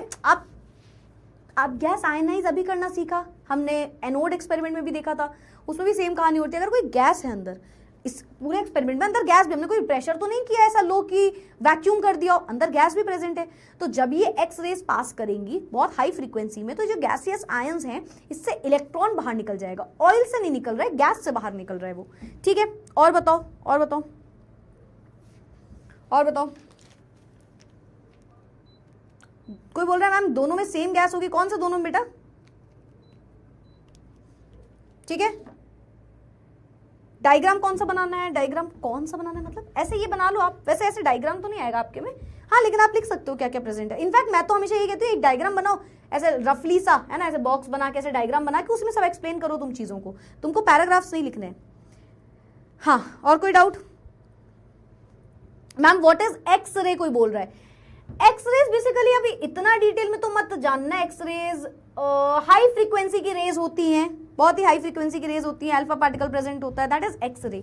अब एक्सरे को आप एग्जैक्टली डिटेल में तो यहां पे नहीं जानते, एज आई सेड इसमें ये एक्सपेरिमेंट फिजिक्स का था, तो फिजिक्स की काफी सारी चीजें लग रही थी इसमें, है ना, उसमें सारी चीजें वैसे तो फिजिक्स की लग रही थी। हाँ विजिबल लाइट की, मतलब लाइट की जैसी होती है, फ्रीक्वेंसी हाई होती है इसकी, इलेक्ट्रोमैग्नेटिक रेडिएशंस होती है इसमें, है ना, सोर्स ऑफ एक्सरे से निकल रही है ये। और बताओ मैम क्या आप डोरेमोन देखती हो? हाँ बेटा बिल्कुल बिल्कुल, डोरेमोन, शिनचैन, अब मैं इतना भी कुछ खास नहीं, सब देखते हैं। और बताओ और कुछ पूछना है तुम्हें? प्रगति इस क्वेश्चन का आंसर नहीं है। उनका नेम मिलिकन है तो उन्होंने मिल्क क्यों नहीं यूज किया, ऑयल क्यों यूज किया, ये बेटा ये सब रहने दो ये सब, ये कैसी बातें हैं, ये कैसे लोग हैं हमारी कक्षा में। हाँ ठीक है, कह रहा है, मैंने कहा और तो कह रहा है मैम आप बताओ हमारा तो सब बढ़िया।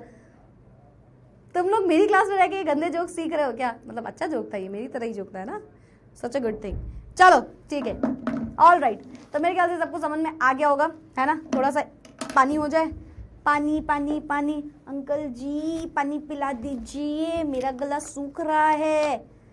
लेकिन हम ऐसा क्यों कह रहे हैं, हम तो इंडिया में रह रहे हैं, हमको क्यों ये कहना है, ये तो दूसरे देश के लोग बोलेंगे। If you know you know, ये नोट करो जल्दी से।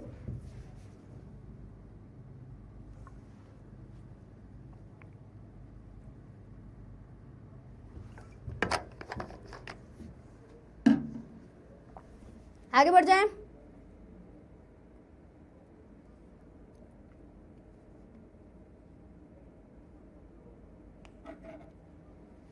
चलो अब हम बढ़ते हैं आगे नेक्स्ट स्लाइड की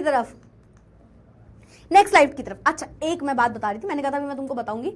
बहुत लोगों को एक चीज गलत पता है, वैसे बहुत लोगों को बहुत कुछ गलत पता है, बट एक बार मैंने भी एक इनफैक्ट वीडियो भी बनाई थी, बेसिक कंसेप्ट, जिसमें समझाए थे केमिस्ट्री में इलेक्ट्रॉन क्या होता है, प्रोटॉन क्या होता है, किसने डिस्कवर किया। तो बहुत सारे बच्चों ने पता क्या लिखा था, मैम आपने डिस्कवरी में नाम गलत लिख दिया। वो सही था, वो बच्चे गलत थे समझ रहे हो तुम।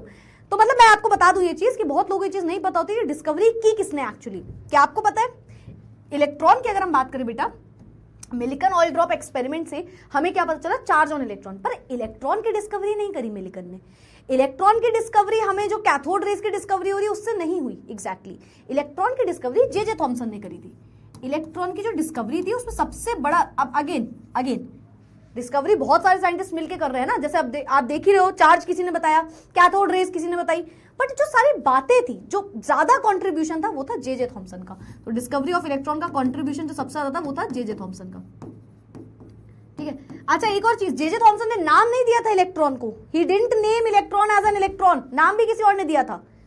पार्टिकल के बारे में जे थॉमसन ने बताया था, ठीक है। जैसे आपको पता होगा चार्ज टू मास रेशियो किसने बताया था, जे थॉमसन ने बताया था चार्ज टू मास रेशियो। आपको एक बात पता है, जे थॉमसन ने जिस टाइम पे चार्ज टू मास रेशियो बताया था उस टाइम पे उन्होंने चार्ज की वैल्यू नहीं निकाली थी, वो तो आपके मिलिकन जी ने निकाल दी। और उन्होंने मास की वैल्यू भी नहीं निकाली थी, मतलब मास की वैल्यू मिलिकन से पहले नहीं निकाली थी। उन्होंने जब charge to mass ratio J Thomson ने जिस टाइम पे बताया था ना, उस टाइम पे उन्होंने मास नहीं रखा था, उन्होंने मास रखा ही नहीं था, क्योंकि उन्हें मास पता ही नहीं था उस टाइम पे। बट हाँ एक रेशियो जो आ रहा था वो सेम आ रहा था हर बार। तो मास पता है फिर कहां से आया, मास कहां से आया ma'am, charge to mass ratio निकाला उन्होंने, है ना। चार्ज ऑफ इलेक्ट्रॉन की वैल्यू जब आप रखते हो 1.6 इंटू 10 की पावर -19 कूलम, तब आपको ये वैल्यू निकल के आती है मास की इलेक्ट्रॉन की, है ना। इलेक्ट्रॉन का मास कितना होता है 9.1 इंटू 10 की पावर -28 ग्राम, जिसे कई जगह लिखा रहेगा 9.8 इंटू 10 की पावर -31 किलोग्राम्स। आप समझ रहे हो कितनी छोटी वैल्यू, मतलब आप इमेजिन करोगे तो आप नेग्लेक्ट कर दोगे इस वैल्यू को। समझ रहे हो क्या आंसर आ रहा है ना। -28 मतलब 0.1 2 3 4 5 6 7 8 9 10 11 12 13 14 15 16 17 18 19 20 21 22 23 24 25 26 27 28 91। समझ रहे हो, मतलब ये वैल्यू हम नेग्लेक्ट कर देते हैं कि है ही नहीं, वो दुनिया में चीज ही नहीं है। मतलब 0.1 या समथिंग 0.000 इतना भी आ जाता है, हम कहते हैं नेग्लेक्ट कर दो वैल्यू को। तुम सोचो कितनी छोटी वैल्यू है ये, कितना कितना कितना कम मास है इसका, समझ रहे हो, बहुत ही छोटा मास है, बहुत ही छोटा मास है। 9.1 इंटू 10 की पावर -28 ग्राम, या लिखा रहता है 9.1 इंटू 10 की पावर -31 किलोग्राम, ठीक है, ठीक है, समझ में आया, समझ में आया। मैम तो माइक्रोस्कोप का क्या काम था बेटा, वो पार्टिकल देखने के लिए, पार्टिकल बहुत छोटा था तो हमें नेकेड आई से नहीं दिखेगा, उसमें क्या क्या हो रहा है सब कुछ नहीं दिखेगा, तो माइक्रोस्कोप रखा, माइक्रोस्कोप से उस पार्टिकल को एग्जैक्ट देख पा रहे हो कि उसमें इलेक्ट्रॉन आके चिपके और ये सारी चीजें, मतलब एग्जैक्टली तो इलेक्ट्रॉन भी नहीं, बट हाँ माइक्रोस्कोप से आप वो देख सकते हो। और टॉर्च आप समझे, क्योंकि पूरा एक्सपेरिमेंट जब हो रहा है तो एक बंद वेसल में हो रहा है तो उसमें लाइट नहीं होगी, तो टॉर्च लगा दी वहां पे, ठीक है। चलो ठीक है, चलो ठीक है, इसको हटा देती हूँ मैं, या चलो लिखा रहने दो क्या जा रहा है। तो इलेक्ट्रॉन की डिस्कवरी जे थॉमसन ने करी थी। We can conclude that electrons are basic constituent of all the atom, जो हर एक एटम में प्रेजेंट है। ये हो रहा था, नेगेटिव चार्ज होता है इसमें। आप इसका नेगेटिव -1 चार्ज कब बोलोगे मैम? मैम -1 चार्ज हम कब बोलेंगे बेटा? ये इसका रिलेटिव चार्ज होता है, रिलेटिव चार्ज। मतलब जब हम प्रोटॉन से रिलेट करेंगे तो उसमें एक पॉजिटिव आ रहा है, इसमें नेगेटिव, तो रिलेटिव चार्ज है -1 और +1, ठीक है। और एग्जैक्ट चार्ज कितना है? एग्जैक्ट चार्ज कितना है? ये 1.6 × 10⁻⁻19 कूलम। क्या हमें सारी चीजें समझ में आती जा रही है? पहली चीज। अब आ जाओ आप प्रोटॉन पे। प्रोटॉन, कोई मुझे बताएगा हु डिस्कवर्ड प्रोटॉन? क्या कोई भी मुझे बता सकता है प्रोटॉन किसने डिस्कवर किया था? प्रोटॉन किसने डिस्कवर किया था? आप एक कोई पूछ रहा है कि मैम यहाँ पे क्या पूछा आपने? मैम ये वैल्यू कैसे आई? चलो ये भी समझ लो, ये भी समझ लो, ठीक है। तो चार्ज टू मास रेशियो कैसे आया? ऊपर चार्ज रखा, यहां लिख दूं, चलो ये लिख दूं, चार्ज रखा ऊपर, नीचे मास रखा, और हमने बोला ये क्या है? ये है charge to mass ratio, charge electron, E/m ratio है ना, ये E/m रेशियो हम निकाल रहे हैं, E/m रेशियो निकाल रहे हैं। अब क्या होगा मैम? E/m रेशियो में उनको मास की वैल्यू नहीं पता थी जे थॉमसन को। जे थॉमसन ने चार्ज टू मास रेशियो पहले निकाल लिया और एग्जैक्टली मास की वैल्यू नहीं रखी थी उस टाइम पे, ठीक है। तो मास की वैल्यू क्या रखोगे आप? कैसे आएगी? चार्ज की वैल्यू कितनी है? मिलकर ने बताई 1.6 10⁻⁻19 कूलम, है ना, ठीक है। मास की वैल्यू m मान लो, इक्वल्स टू 1.75 × 10⁻11 कूलम पर किलोग्राम, कूलम पर किलोग्राम। ये अपना रख दिया आपने क्या रख दिया? ये रख दिया आपने चार्ज टू मास रेशियो की वैल्यू। तो यहां से आप m की वैल्यू फाइंड करोगे जो कि आई 9.1 × 10⁻28, या जैसे आप -31 किलोग्राम बोल सकते हो, ठीक है। हाँ जी भाई, जल्दी से चैट बॉक्स में बता दो। कोई कह रहा है मैंने, वेरी गुड। कोई कह रहा है गोल्डस्टीन ने, यही इसी पे आ रही हूं मैं, इसी पे आ रही हूं मैं, वेरी गुड। अब देखो बहुत सारे लोगों ने लिखा है गोल्डस्टीन ने एनोड रेज बताई, कैनाल रेज बताई। इनफैक्ट गोल्डस्टीन ने पार्टिकल के बारे में भी समझाया कि हाँ कुछ पार्टिकल भी है, बट यूजीन गोल्डस्टीन ने नहीं बताया आपको प्रोटॉन है यहाँ पे। पार्टिकल की डिस्कवरी जो हुई वो यूजीन गोल्डस्टीन ने नहीं करी, बल्कि ये करी अर्नेस्ट रदरफोर्ड ने। रदरफोर्ड को जाता है क्रेडिट डिस्कवरी ऑफ प्रोटॉन का, और ये मैक्सिमम स्टूडेंट्स को नहीं पता होता। मैक्सिमम स्टूडेंट्स को लगता है कि ई गोल्डस्टीन ने डिस्कवर किया है प्रोटॉन। जो मैंने आपको बताया, मैंने एक वीडियो बनाई थी, उसमें बहुत सारे कमेंट्स आए थे कि मैम ने गलत बताया, ये पॉइंट गलत बताया है। बट अब मैं कमेंट्स में तो हर एक को नहीं कमेंट कर पा रही थी, रिप्लाई नहीं दे पा रही थी। बट ये बात है कि बहुत स्टूडेंट्स को ऐसा लगता है कि ई गोल्डस्टीन ने किया था, बट ऐसा नहीं था। इनफैक्ट जे थॉमसन ने भी कैथोड रेज का एक्सपेरिमेंट नहीं किया था, बट जे थॉमसन को इलेक्ट्रॉन की डिस्कवरी जाती है, क्योंकि रेज और पार्टिकल में डिफरेंस है बेटा, है ना। जब कैथोड रेज निकल रही है तो हम कैथोड रेज के बारे में, नेगेटिवली रेज के बारे में बात कर रहे हैं, बट उसमें कोई पार्टिकल भी प्रेजेंट है, ये बाद में पता चला, है ना।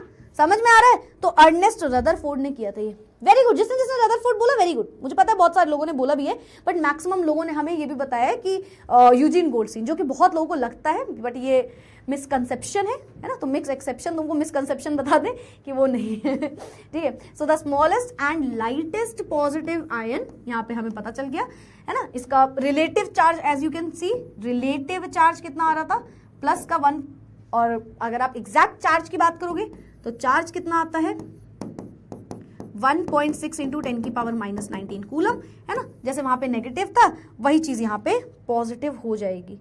जैसे यहाँ पे नेगेटिव थी ये वैल्यू, चार्ज की अगर मैं यहाँ पे बात करूंगी माइनस का 1.6 × 10⁻⁻19 कूलम, तो वहां पे पॉजिटिव है, यहाँ पे ये चीज नेगेटिव है, ठीक है। चलो, क्या हमें ये सारी चीजें क्लियर हो गई थी परफेक्ट वाली? हाँ जी भाई, चैट बॉक्स में जल्दी से बता दो कि आपको ये भी क्लियर हो गया। याद रखना बेटा, इलेक्ट्रॉन प्रोटॉन आगे, न्यूट्रॉन की डिस्कवरी बहुत बाद में हुई थी, है ना। न्यूट्रॉन की डिस्कवरी बहुत बाद में हुई थी। न्यूट्रॉन की डिस्कवरी किसने करी थी? वो भी अर्नेस्ट रदरफोर्ड को ही जाएगा आगे क्रेडिट, मतलब मेन क्रेडिट। सॉरी, न्यूट्रॉन नहीं, न्यूक्लियस का क्रेडिट जाएगा। न्यूट्रॉन तो जेम्स कैडविक को जाता है ना, न्यूट्रॉन नहीं, न्यूट्रॉन तो जेम्स कैडविक को जाएगा। चलो भाई आगे बढ़ जाए। क्लियर। प्लस कैसे आया मैम? बेटा वो तो ओवरऑल चार्ज, अब प्रोटॉन है तो उसमें पॉजिटिव आएगा और न्यूट्रॉन है तो नेगेटिव, वो प्लस और माइनस कैसे आया? क्योंकि प्रोटॉन नेगेटिव की तरफ घूमा होगा और नेगेटिव वाला प्रोटॉन की तरफ घूम जाता है, तो चार्ज को हम देख सकते हैं कि पॉजिटिव कौन सा है, नेगेटिव कौन सा है, ठीक है। वो तो ऑपोजिट रेपेल ईच अदर वाला कंसेप्ट लग जाएगा वहां पे, ठीक है। आगे बढ़ जाए। यार सुनो, भूख नहीं लग रही? तुम्हें भूख नहीं लग रही? काश ऐसा होता ना, हम अपने ऑफलाइन बैच में होते तो कहते मैम भूख तो नहीं लगी है, मैं कहती हाँ बेटा तुम ला के दे देते मुझे कुछ खाने को। अच्छा ऑपोजिट होता है ना, सॉरी मैंने गलत बोल दिया, मैंने तो सच बोल दिया। तुम बोलते मैम भूख लगी है, मैं कुछ ला के दे देती तुमको। ठीक है, चलो आगे बढ़ जाते हैं। मैम इतने नेम याद भी होंगे? बिल्कुल हो जाएगा बेटा। एक बात बताओ, तुमको आज तक याद होगा, तुमको हर एक नाम याद रहता है, पता है तुमको सारे नाम है। तुम्हारे बेस्ट फ्रेंड की फ्रेंड का कौन बॉयफ्रेंड है तुम्हें याद रहता है। ये वो किस लड़की के साथ तुम्हें घूमते हुए दिखा तुम्हें ये भी याद रहता है, तो तुम्हें ये नाम नहीं याद होंगे? तुम्हें याद हो जाएंगे। कोशिश करो, कोशिश करने वालों की कभी हार नहीं होती, तुम्हें याद होगा ये नाम। ठीक है, चलो आगे बढ़ जाए। कोई कह रहा है अगर क्लास की छुट्टी करवानी है तो तुम क्लास छोड़ दो। वेरी गुड बेटा, जिसने भी लिखा एकदम सही लिखा है। अगर आपको लगता है छुट्टी होनी चाहिए तो आप क्लास छोड़ के जाइए। ठीक है, आई एम ट्राइंग कि मैं समझ जाऊं कि किसी ने कुछ पूछा तो नहीं है। ठीक है, -19 कूलम समझ गए। Call my name ma'am. ठीक है, जानवी, जहानवी है। ठीक है, चलो और कोई क्वेश्चन? मैम ओलिविया भाभी को कॉल करिए ना। नहीं बेटा, इतना फ्रीडम नहीं है ना, इतना फ्रीडम भी नहीं है हमें कि हम भाभी को डायरेक्ट कॉल कर सके। नहीं, ये नहीं है। ठीक है। किसी ने नाम रखा अपना हिमानी मैम की फ्रेंड। हिमानी को मैंने लास्ट टाइम बोला था, Himani is my one of the best friend, childhood friend, तो तुमने नाम रख लिया हिमानी मैम की फ्रेंड। क्या यार तुम लोग, मतलब सच बताओ यार, तुम लोग कोई पढ़ाई लिखाई का काम नहीं ना तुम्हारे पास? तुम लोग सब यही काम करते हो ना? हाँ, कोई कह रहा मैम एड्रेस बता दो, जोमेटो कर दूंगा। दिल जीतना है तुमने ये बोल के बेटा, बट ऐसे मत बोला करो, मैम एड्रेस बता देंगे तुमको। ठीक है, चलो वेरी गुड वेरी गुड। मेरे ख्याल सबने आंसर दे दिया, वेरी गुड वेरी गुड। चलो क्लियर, सबने आंसर दे दिया, मतलब क्लियर सबने कह दिया, हमें क्लियर हो गया। मतलब यहां तक हमसे कोई कुछ भी पूछेगा तो हमें बहुत अच्छे समझ में आ गया।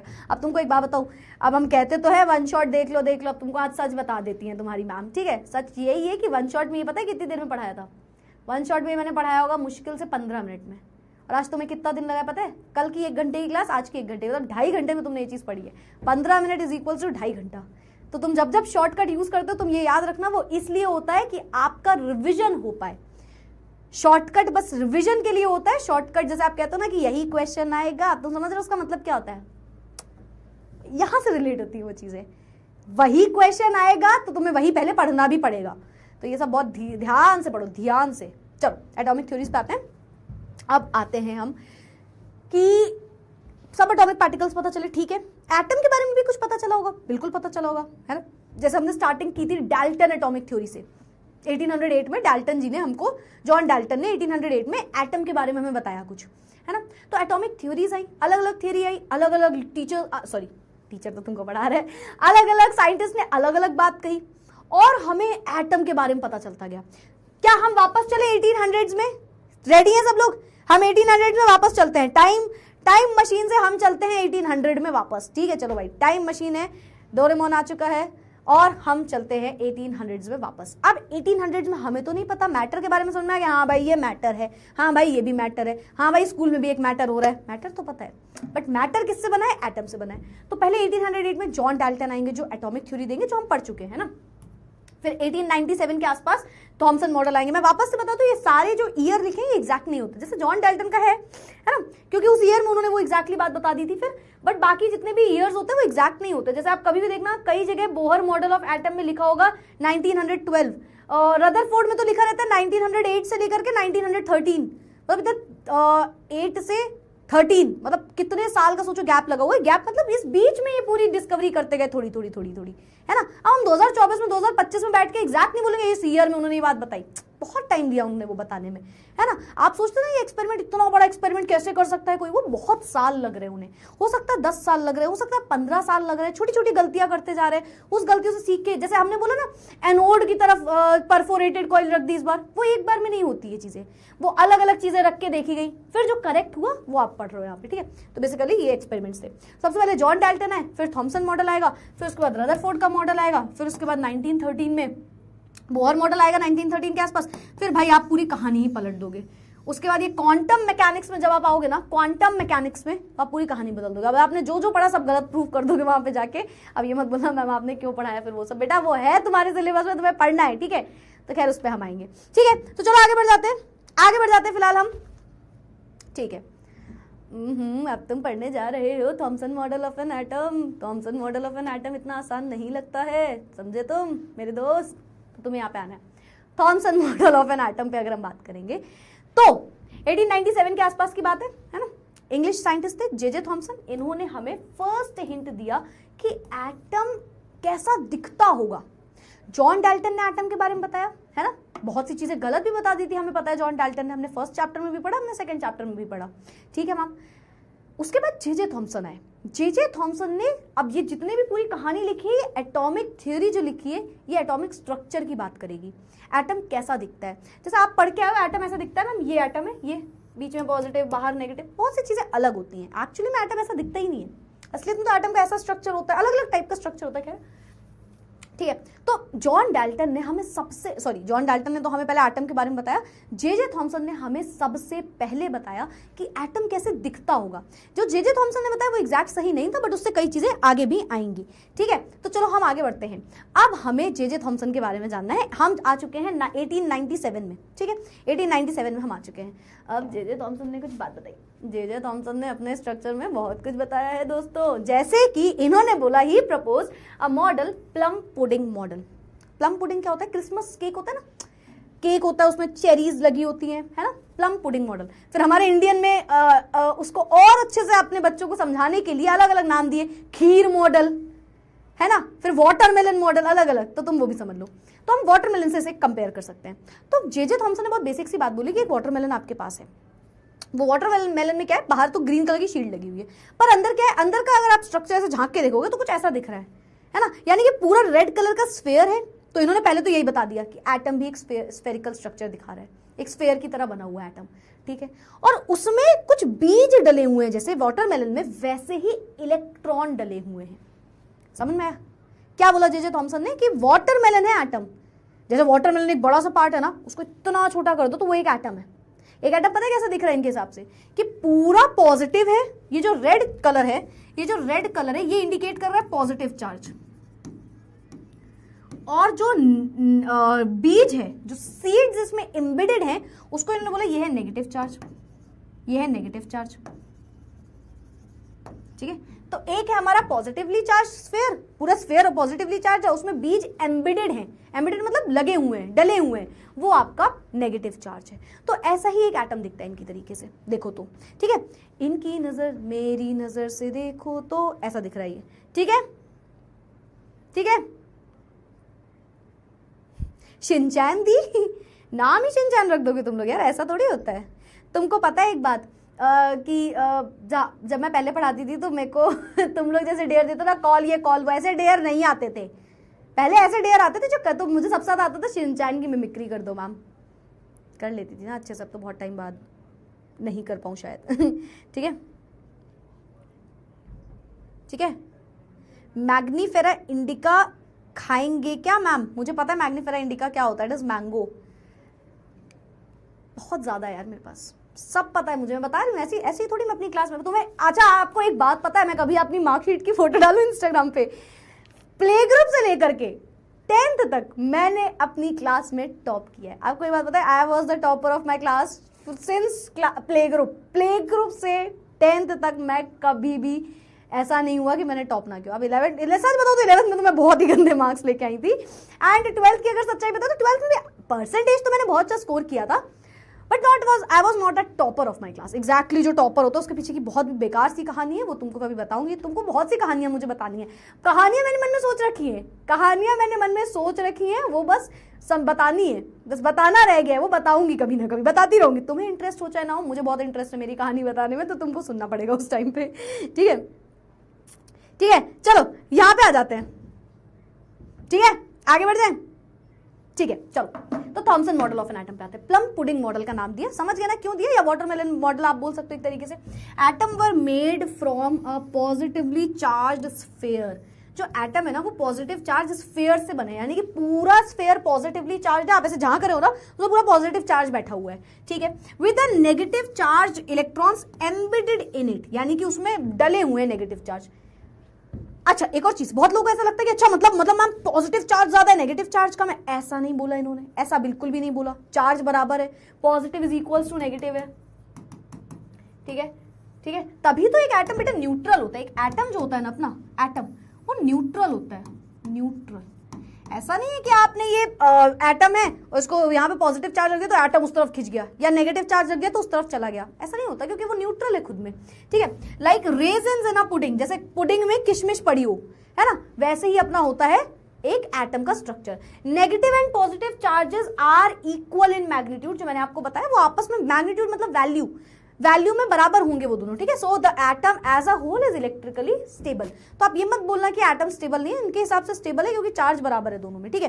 तो ये इन्होंने बोला, ठीक है, ठीक है, ठीक है। चलो आगे बढ़ते हैं। तो limitation of Thomson's atomic model क्या था? देखो ये तो इन्होंने बात बोल दी कि एटम ऐसा दिखता है, तरबूज ले लो बस वही एटम है, बट उसमें कई चीजें गलत हुई, है ना। अब आप खुद से इमेजिन करो क्या क्या गलत हो सकता है, सोचो। पहला पॉइंट समझो, फिलहाल पहला पॉइंट समझो, पहला पॉइंट तुमको समझनी पड़ेगी। Thomson's atomic model failed to explain how the positively charge holds the electron inside the atom. तुम एक बात बताओ, तुम तो ये बात बोल रहे हो कि तुमने 2 लड़कियों को साथ में एक कमरे में बंद कर दिया, तो वो तो फिर बहुत ही परपंच करेंगी, ये बातें कभी खत्म नहीं होंगी, है ना। ये तो वही वाली बात हो गई। सिर्फ लड़कियों को मैं ब्लेम नहीं दूंगी, बहुत लोगों को ऐसा लगता है लड़कियां बातें करती हैं। आज मैं तुम लोग को ये बात बता दूं, लड़के जितनी परपंच करते हैं उतनी लड़कियां नहीं करती हैं। ये यूनिवर्सल ट्रूथ है, यूनिवर्सली ये सच है, बस फर्क इतना है कि ये एक्सेप्ट नहीं करती है दुनिया, माना नहीं जाता है ये, पर सच यही है। जितनी परपंच, जितनी बातें लड़कों के पास होती हैं और जितने इंटरेस्ट से वो उसमें सुनते हैं उन चीजों को, उतना लड़कियां नहीं करती हैं, ठीक है। चलो आगे बढ़ते हैं इस ज्ञान के बाद हम आते हैं limitation of Thomson's atomic model में। लिमिटेशन क्या है? पहली लिमिटेशन ये है कि आप कैसे बोल सकते हो पॉजिटिव और नेगेटिव को एक साथ रख दिया, और आप ये भी बोल रहे हो कि एटम स्टेबल है, एटम न्यूट्रल है, एटम जो है सब कुछ है, पर उसमें पॉजिटिव और नेगेटिव साथ में बैठाए हुए हो। ये तो हो ही नहीं सकता। अगर आप पॉजिटिव और नेगेटिव को एक तरफ रख दोगे तो बहुत ज्यादा अट्रैक्ट हो जाएंगे। मतलब आप ये बोल रहे हो ये पेन ऐसा दिख रहा है, थोड़े दिन बाद अलग शेप का हो जाएगा, या थोड़े दिन बाद ये खत्म ही हो जाएगा, पॉजिटिव नेगेटिव अट्रैक्ट करके एक दूसरे को न्यूट्रलाइज कर देंगे, पर ऐसा तो होता नहीं है। तो इनके हिसाब से इन्होंने पहली चीज तो भाई स्टेबिलिटी ही नहीं बताई एटम की स्टेबल कैसे है एटम में पॉजिटिव नेगेटिव साथ में बैठा हुआ है और खुशी से बैठा हुआ है, ये कैसा है? ये कैसे हो सकता है? 2 दुश्मनों को तुम बोल रहे हो साथ में बैठा दो और वो आपस में बोल रहे हैं आई लव यू, वो बोले आई लव यू टू, ऐसा कैसे हो सकता है? ऐसा कैसे हो सकता है? ये तो पॉसिबल ही नहीं है ना। तो यहाँ पे ऐसा उन्होंने बोला, तो उन्होंने स्टेबिलिटी नहीं बताई। It couldn't explain the results of Rutherford's alpha particle scattering experiment, जो अभी हम पढ़ने वाले हैं उसको ये एक्सप्लेन नहीं कर पाए थे। The theory did not mention anything about the nucleus of an atom, है ना। अब इस थ्योरी अब हम तो 19 में चले गए, 1897 के आसपास में चले गए, है ना। बट असलियत तो हम जानते हैं तो हम 2025 के ही बच्चे, है ना। हम असलियत तो जानते हैं कि हो ही नहीं सकता कभी भी जो इन्होंने बातें कही। तो बहुत बेसिक सा मॉडल बताया, बट कहीं ना कहीं थोड़ा सा ये हम बोल सकते हैं इसमें कि हाँ यार अब पॉजिटिव चार्ज तो है ही, नेगेटिव चार्ज तो है ही एक एटम में, तो उस हिसाब से ये है, ठीक है। आगे बढ़ जाए, ठीक है। चलो, कोई बोल रहा है टॉपर उमर मैम, तुमको पता है मेरे ग्रुप का नाम था टापुर मैम के टॉपर्स, यही सब करती रहती हूँ मैं। मेरे को मतलब ज्यादा एकदम मुझसे जब कोई नहीं पढ़ता तो उसको लगता है अरे यार मैम क्या हंसी मजाक ही केवल करती रहती। नहीं, मैं पढ़ाती भी अच्छा हूँ, बट मैं जोक्स भी अच्छे मार लेती हूँ, बस कोई एक्सेप्ट नहीं करता है। मेरा पहले यही था, मेरा ग्रुप का नाम था टापुर मैम के टॉपर्स, बिकॉज मुझे भी बहुत लोग ऐसा बोलते थे कि टापुर क्यों नाम है, टॉपर क्यों नाम नहीं है। सिमिलैरिटी थी उस बात की, बट फिर शायद उनको सच पता चल गया, क्योंकि ग्रेजुएशन में जो बहुत बेहतरीन नंबर मैं लेके आने लगी, ग्रेजुएशन में पढ़ने में मन ही नहीं लगता यार इंसान का। क्यों नहीं लगता था पता है? गलत मत समझना, तुम ये मत सोचना मैम आप पढ़ने में अच्छी नहीं, ऐसा कुछ नहीं बेटा। ग्रेजुएशन में मैम पढ़ाने लगी थी, मैम 10th क्लास से पढ़ा रही थी, तो ग्रेजुएशन में आते आते पढ़ाने में ज्यादा फोकस हो गया था, पढ़ने में कम फोकस हो गया था, उसका वो रीजन था, ठीक है। चलो अब हम बढ़ते हैं आगे। Rutherford model of an atom पे आते हैं, जो कि बहुत बहुत बहुत बेहतरीन एक्सपेरिमेंट था, बेहतरीन रिजल्ट थे इसके, बहुत ही प्यारा एक्सपेरिमेंट। रदरफोर्ड हमारी तरह कोई मिडिल क्लास इंसान नहीं थे, वो काफी रिच पर्सन थे, और उन्होंने ही ये रदरफोर्ड का एक्सपेरिमेंट जो था वो भी काफी महंगा एक्सपेरिमेंट था, ठीक है। ऑल्सो रदरफोर्ड बहुत सी फिजिक्स वगैरह में भी इनका कंट्रीब्यूशन है, तो रदरफोर्ड कई सारी चीजें मतलब यू कैन से एक्सपेरिमेंट्स होते रहते थे इनके यहाँ। तो इन्होंने एक नया एक्सपेरिमेंट किया जो कि था अल्फा स्कैटरिंग एक्सपेरिमेंट, या जिसे आप रदरफोर्ड्स गोल्ड फॉइल एक्सपेरिमेंट भी बोल सकते हो, ठीक है। बहुत प्यारा एक्सपेरिमेंट था। 1908 लिखा है यहाँ पे, आप देख सकते हो 1908 लिखा है, और इफ यू रिमेंबर पीछे क्या लिखा था? मैम ने 1897, सॉरी 1911। अब 1908 और 1911 मैम ये तो गलत हो गया, गलत नहीं है वो 1908 से लेकर के 1913 तक का बल्कि ये बात थी, ठीक है, तो इसके आसपास की ये बातें, तो बीच का कोई भी ईयर आप ले सकते हो यहाँ पे, है ना। इंग्लिश फिजिशिस्ट थे अर्नेस्ट रदरफोर्ड, है ना, was hard at work on experiment that seemed to have a little to do with the unraveling mysteries of the atomic structure. Basically बहुत ज्यादा इन्होंने एक्सपेरिमेंट्स किए थे, बट इन्होंने एटॉमिक स्ट्रक्चर की एक बहुत बड़ी मिस्ट्री सॉल्व कर दी, बहुत सी बातें पता चली इनके इस एक्सपेरिमेंट के बाद। बहुत बेहतरीन एक्सपेरिमेंट था, एक्सपेरिमेंट भी प्यारा था इनका, ठीक है, एक्सपेरिमेंट भी ऐसा नहीं कि अच्छा नहीं था, ठीक है। आज मेरा बर्थडे है, ma'am and all please wish me, ma'am and all, Mayank भी ले गए, सब लोग विशेष कर दो भाई मुझे, happy happy birthday to you, happy birthday to you, happy birthday dear Mayank, happy birthday to you. इस पे आ जाए, हैप्पी बर्थडे मयंक, तरक्की करो तुम, इस पे आ जाओ। तुमको पता है कल मेरे पास एक कॉल आई, अब बता ही देती हूँ, ये वाली बात तो बताने में क्या ही जाता है। तो वो मेरी बुआ की कॉल थी, तो she is also an educator, of course मैं लखनऊ की हूँ तो लखनऊ में ही थी, वो किसी स्कूल की एजुकेटर। तो she called me and she is like कि यार एक स्टूडेंट का बर्थडे है। तो मैंने कहा अच्छा तो बुआ मैं क्या करूँ। तो शी सेड कि आपको पता है वो मेरी क्लास में रोज आती है और बोलती है तापुर मैम से बात करा दो, और आज उसका बर्थडे, उसने, मैंने उससे बोला बेटा वो मेरी फेवरेट स्टूडेंट है, तो मैंने बोला और बेटा तुम्हें क्या चाहिए, तो उससे बोला तापुर मैम से बात करा दो। तो उन्होंने कल कॉन्फ्रेंस पे लिया मुझे और उन्होंने बोला कि प्लीज इससे बात कर लो। तो शी वाज लाइक कि मैम हैप्पी बर्थडे विश कर दो। मैंने कहा बेटा विश करने के लिए तुमने मतलब क्या क्या तुम गिफ्ट मांग सकती, मैं अपनी टीचर से ऐसा विश कभी नहीं मांग सकती। मैं होती मैं कहती अरे यार टीचर बोल रही है कुछ गिफ्ट दे, मैं तो मतलब फिर तो तुम मतलब पार्टी वार्टी ले लेती कहीं भी जाके, मैम पार्टी दे दो सीधा, बट उसने ये मांगा। तो she was very nice girl, but ठीक है, बट यार तुम पढ़ने पे ध्यान के अलावा सब कुछ क्यों कर देते हो। हाँ चलो मैम, अगर आप अपने आप को मिडिल क्लास बोल रहे हो तो हम क्या, नहीं बेटा मैम भी मिडिल क्लास है, अभी तुमको पता नहीं है। आईफोन से जज मत किया करो किसी की, क्लास मत जज करो तुम आईफोन से बेटा। किश्त नाम की चीज सुनी है, वैसे मेरा किश्त में नहीं है बट फिर भी आगे बढ़ते हैं हम, ठीक है। चलो तो बेसिकली काफी अच्छा एक्सपेरिमेंट था, ठीक है। This is also known as Geiger Marsden experiment. अब आपको पता है बहुत सारे साइंटिस्ट इसमें इन्वॉल्व होंगे, एक साइंटिस्ट का कभी कंट्रीब्यूशन नहीं होता। जैसे हमने बोला जे थॉमसन ने इलेक्ट्रॉन की डिस्कवरी करी, इलेक्ट्रॉन के बारे में आप समझ लो कि 40% चीजें तो किसी और ने बताई, है ना, तो काफी कंट्रीब्यूशन होता है। तो काफी सारे एक्सपेरिमेंट है, गोल्ड फॉइल्ड एक्सपेरिमेंट का नाम दिया। अब इस एक्सपेरिमेंट में आ जाओ, अभी हम सारी चार्ट्स बाद में करेंगे, ठीक है। अब हम सारी चार्ट्स बाद में करेंगे। चलो ऑल द हैप्पी बर्थडे सबको जिसका जिसका बर्थडे था। अब हम 10 मिनट एक्स्ट्रा करेंगे भाई, ऐसे नहीं छुट्टी करने की कोई जरूरत नहीं, छुट्टी नहीं होगी। प्यारा एक्सपेरिमेंट, क्वेश्चन भी बनेगा। अगर आपको सच बताऊं, ज्यादातर एजुकेटर्स का अगेन आई एम सेइंग, आप 11th में, आप 12th में जिस दिन आओगे ना, आपको मैम वर्ड्स, अभी से वर्ड्स दे रही है इस बात के, ma'am exact word to word बताएंगे कैसा पेपर बनेगा, word to word topic wise, कि बेटा ये टॉपिक पढ़ लो, आएगा ही आएगा। बट 11th में एज अ सेड हम गेस तो ऑफकोर्स कर सकते हैं, ये चांसेस ज्यादा है, बट आपके एजुकेटर के हाथ में होता है। जैसे मुझे लास्ट टाइम किसी ने बोला कि मैम आपने कुछ तो उसने बोलता है कि मैम आपने ये सम बेसिक कंसेप्ट में पढ़ा दिया, हमारे में तो है ही नहीं है। तो वो एज अ सेड वो फ्लक्चुएट होता है टीचर टू टीचर, है ना, स्कूल टू स्कूल, तो हम ऐसे नहीं बोल सकते। बट रदरफोर्ड एक्सपेरिमेंट से क्वेश्चन बहुत बार आता है, ठीक है। सुनना क्या होता है, रदरफोर्ड ने एक एक्सपेरिमेंट किया। आप इधर पे ध्यान दो, आप ना इधर पे ध्यान दो, मैं थोड़ा साइड हो जाती हूँ, हाँ ठीक है, आप इस पे ध्यान दो। रदरफोर्ड का गोल्ड फॉइल एक्सपेरिमेंट था, इस तरीके से सेटअप था। सेटअप में इन्होंने क्या किया, इन्होंने यहाँ पे एक रेडिएटर रखा। बेसिकली आप ये बोलो जिससे अल्फा रेज बाहर निकलेंगी, अल्फा रेज बाहर निकलेंगी। अल्फा रेज होता क्या है मैम, अल्फा रेज क्या होता है समझना। व्हेन आई से अल्फा रेज, तो ये हीलियम के पार्टिकल, अल्फा मतलब हीलियम का पार्टिकल जैसा शो होता है। अल्फा में क्या होता है, +2 का चार्ज होता है और 4 AMU का मास होता है, ठीक, ये अल्फा पार्टिकल है।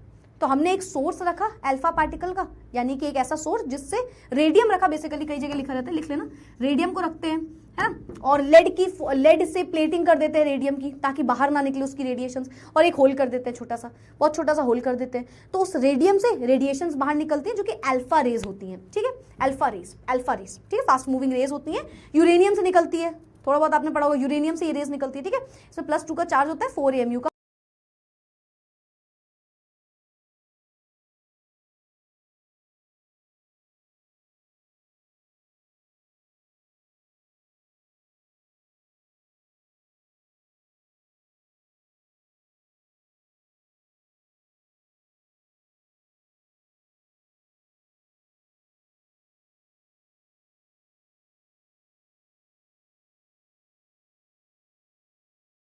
पता है ना, मतलब इतनी पतली शीट होती है, ऐसे उसको किसी मिठाई में ऐसे लगाओगे तो वो टूट भी जाती है जल्दी से, इट इज वेरी मेलिएबल, बहुत ज्यादा मेलिएबल होती है, इट इज हाईली मेलिएबल, है ना, थिन शीट्स में बन जाएगी। मैम पतली शीट का रीजन क्या है, ये तो चलो हम समझ गए मेलिएबल होती है तो रख दी, पतली शीट होने से फर्क क्या पड़ेगा? देखो अगर बेटा पतली शीट है तो उससे कोई भी पार्टिकल पेनिट्रेट इजीली कर लेगा, तुरंत उसके अंदर से निकल जाएगा, समझ रहे हो? जितनी पतली शीट उतनी जल्दी पार्टिकल अंदर चला जाएगा, उतनी जल्दी कोई चीज अंदर जाएगी उसके, है ना, तो इसीलिए पतली शीट रख दी। फिर पीछे डिटेक्टिंग स्क्रीन रख दी। अब डिटेक्टिंग स्क्रीन कुछ नहीं होता, it is nothing but zinc sulphide की स्क्रीन। क्यों रखी होगी? कोई पार्टिकल पीछे जाके हिट करे तो हमें पता चल जाए कि इसमें मतलब इसमें क्या है, कोई अगर वो जिंक सल्फाइड वाली जो प्लेट है वो जल जाएगी तो हमें एक आइडिया मिल जाएगा, हम कंफर्मेशन हो जाएगी कि भाई कुछ जाके उस पर हिट कर रहा है, यानी कि एटम के अंदर कुछ है या नहीं, हमें पता चलेंगी चीजें, है ना। यस मैम, और क्या रखा है इन्होंने? बस बाकी स्लिट वगैरह रख दी। इसकी एक सच्चाई ये भी होती है कि ये जो जिंक सल्फाइड की प्लेट है ये पीछे भी लगी होती है ना, ये उस साइड भी लगी होती है ना। और क्या इसमें? बस और तो कुछ है नहीं। अब आते हैं हम एक्सपेरिमेंट में, ठीक है। Rutherford experiment involved firing a stream of tiny positively charged alpha particle at a thin sheet of gold, ठीक है। अब आपको पता है रीडिंग करने से पहले मैम आपको ये एक्सपेरिमेंट समझाएंगी, पहले तो मैंने आपको ये समझा दिया इसमें क्या क्या यूज हुआ है। अब समझना इस एक्सपेरिमेंट में हुआ क्या क्या, आपको ये दिख रहा है ना, दिख रहा है, ठीक है।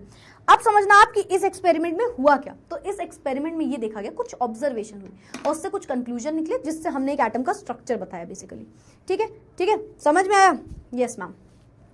चलो समझना अब क्या हुआ। तो सबसे पहले उन्होंने क्या किया, सबसे पहले उन्होंने बोला कि जैसे ही हमने ये अल्फा पार्टिकल को स्कैटर करा, मतलब अल्फा पार्टिकल जब अंदर जा रहा है तो ये गोल्ड की फॉइल जो है इससे हमने कुछ ऑब्जर्वेशन नोट करी। पहली ऑब्जर्वेशन ये थी कि पीछे जिंक सल्फाइड जो है वो जलता ही जा रहा है, ग्लो करता जा रहा है, मतलब उसमें कोई पार्टिकल जा जाके हर बार टकरा के निकल रहा है। मतलब अगर ये गोल्ड की फॉइल है, ये गोल्ड की फॉइल है, हमने ये अल्फा रेज भेजी, यहां से अल्फा पार्टिकल भेजा और ये गोल्ड की फॉइल है, पतली सी फॉइल है, और हर बार हमने देखा अल्फा पार्टिकल पीछे टकरा रहा है। अब ये बताओ वो पीछे कब टकराएगा, कब टकराएगा? सोचो, जब मैम ये जो अल्फा पार्टिकल है इससे पास कर जाए, इसके अंदर से ऐसे घुस के चला जाए, ऐसे चला जाए, ये अल्फा पार्टिकल जब मैम यहां से निकल जाएगा तो फिर मैम वो पीछे टकराएगा। वो निकलेगा कब? आपने देखा मैंने ऐसे नहीं किया, मैंने बोला ऐसे फिंगर के अंदर से डाल दो, ऐसे कर दो, ऐसे। क्यों? क्योंकि जहां पे जगह होगी वहीं से वो पार्टिकल निकलेगा अल्फा वाला। मतलब कि एटम के अंदर ज्यादातर जो स्पेस है वो खाली है, वो खाली स्पेस है। पहले पॉइंट से ही जे थॉमसन की पूरी बात गलत हो गई। अगर एटम में पॉजिटिव चार्ज होता तो ये कभी पॉसिबल हो ही नहीं पाता। क्यों नहीं हो पाता मैम? क्योंकि हमने बोला अल्फा के अंदर +2 का चार्ज है। प्रोटॉन में कितना चार्ज होता है? 1.6 × 10⁻⁻19 कूलम, है ना, बहुत ही कम चार्ज है अगर आप कंपेयर करो इससे +2 चार्ज से, है ना। और +2 का चार्ज अंदर चला गया, बहुत इजीली चला गया। इसका क्या मतलब? मतलब बीच में कोई रोकने वाला है ही नहीं उसके पास। पहला पॉइंट आप नोट करिए, most of the alpha particle went straight through the foil. Most of the alpha particle went straight through the foil, मतलब ज्यादातर अल्फा पार्टिकल ऐसे बाहर निकलते जा रहे हैं भाई। मतलब atom as a whole is neutral. पहला मैंने आपको दोनों चीजें बता दी। मैंने आपको बताया कि पहली ऑब्जर्वेशन क्या है और पहला कंक्लूजन क्या है। सुनते हुए चलना। पहली ऑब्जर्वेशन, क्या हम इसको मूव कर सकते हैं इस साइड? कर दूं मैं? दिख रहा है ये? दिख रहा है ना? चलो ठीक है, अब 1 सेकेंड रुकना।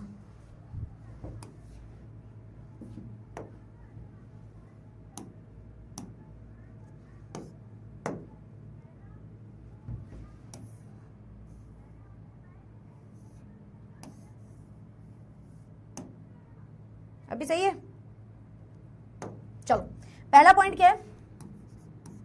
Most of the alpha particles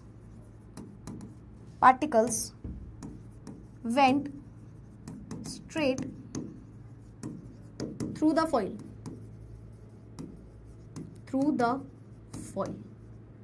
ठीक है। हम इसको लिखते हैं ऑब्जर्वेशन,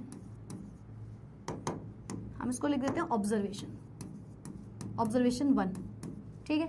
तो कंक्लूजन 1 समझो क्या है? कंक्लूजन 1, तो इससे कंक्लूजन क्या निकला? हाँ, ज्यादातर अल्फा पार्टिकल गोल्ड फॉइल है। ये गोल्ड फॉइल मतलब गोल्ड फॉइल में देख रहे हो, बस यही होता है मेरे साथ, मेरी जिंदगी में बस यही है। ऐसी ही मैं गलतियां करती रहती हूँ हर बार, ठीक है। आंख में मारकर डाल दिया, मतलब कुछ भी होता है मेरे साथ। चलो इधर आते हैं हम। तो हमने बोला गोल्ड की फॉइल है, मतलब गोल्ड के उसमें एटम होंगे ना, यस मैम। ज्यादातर पार्टिकल सीधे निकल गए, ये देख रहे हो, ए नीचे, ऐसे ज्यादातर पार्टिकल सीधे निकल रहे हैं। इसमें तो कम लाइंस दिखाई बट ज्यादातर पार्टिकल जो है वो सीधे निकल रहे हैं, ठीक है। हाँ हम कर देंगे रिपीट, टेंशन नहीं लो। तो कंक्लूजन क्या हुआ, एटम एज अ होल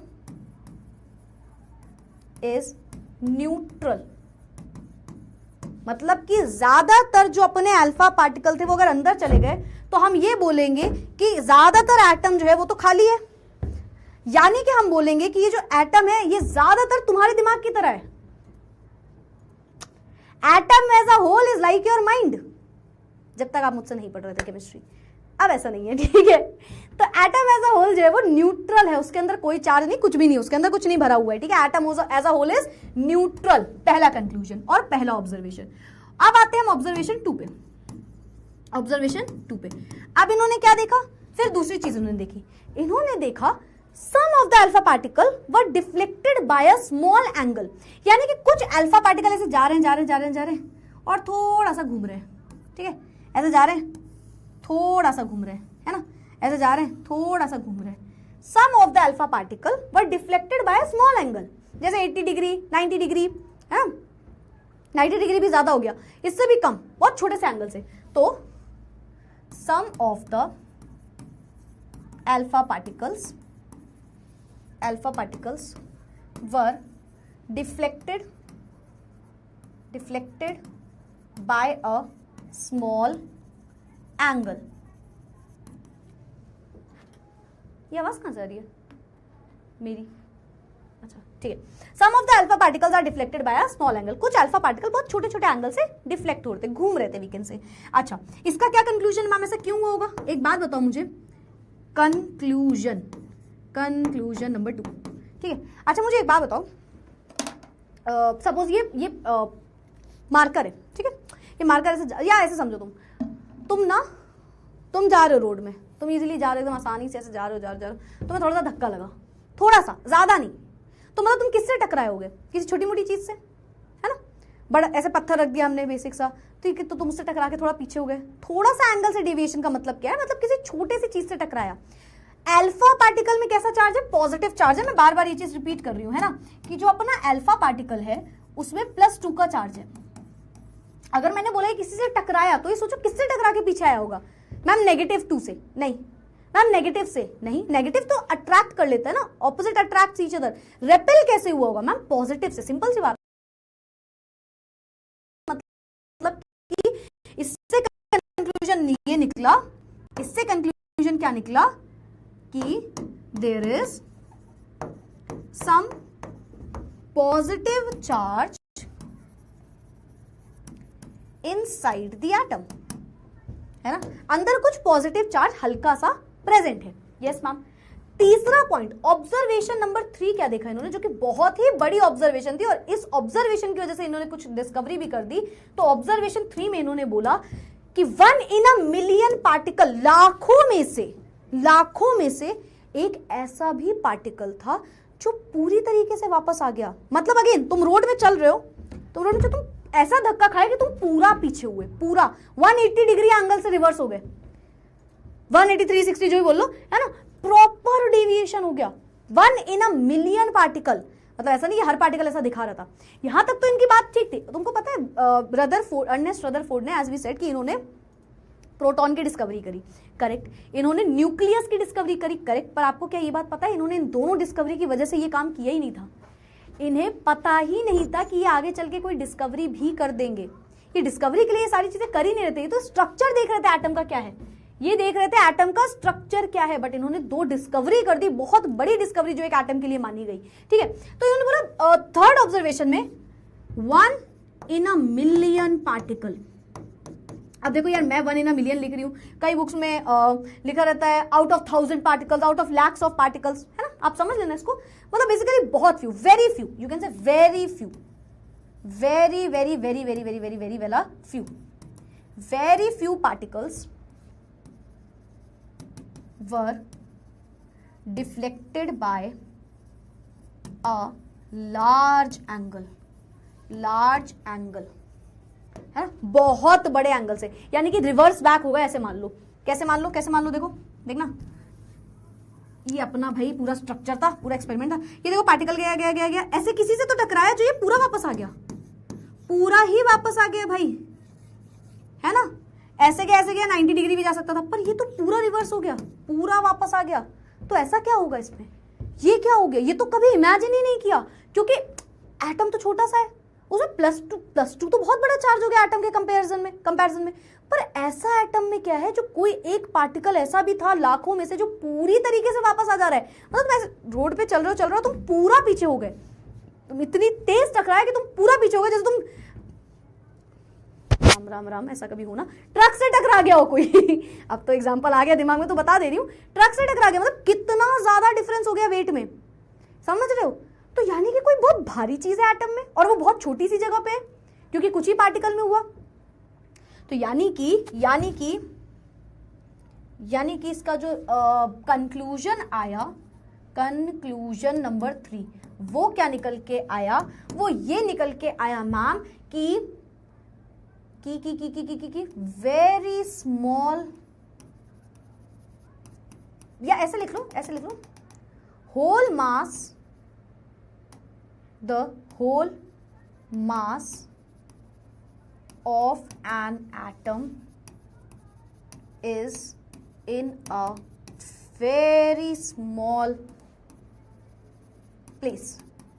पूरा जो एटम का मास है वो कहीं ना कहीं किसी एक ही जगह पे रुका हुआ है, और उसी में पूरा पॉजिटिव चार्ज भी है, और इसे इन्होंने नाम दिया, या ऐसे लिख लो इसे, नेम्ड एज न्यूक्लियस। और यहां से एक बहुत बड़ी डिस्कवरी कर दी इन्होंने न्यूक्लियस की। मुझे पता था छुट्टी आ रहा होगा, मुझे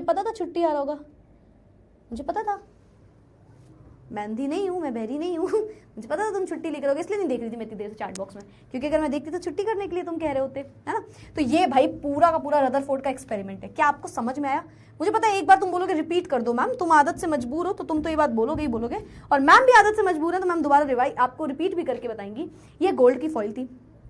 पहले सबसे बात क्या हुई, सबसे पहली बात मैम ये हुई कि ये हमारी अल्फा रेस जा रही है, अल्फा का पार्टिकल जा रहा है, हमने देखा पूरा चला गया।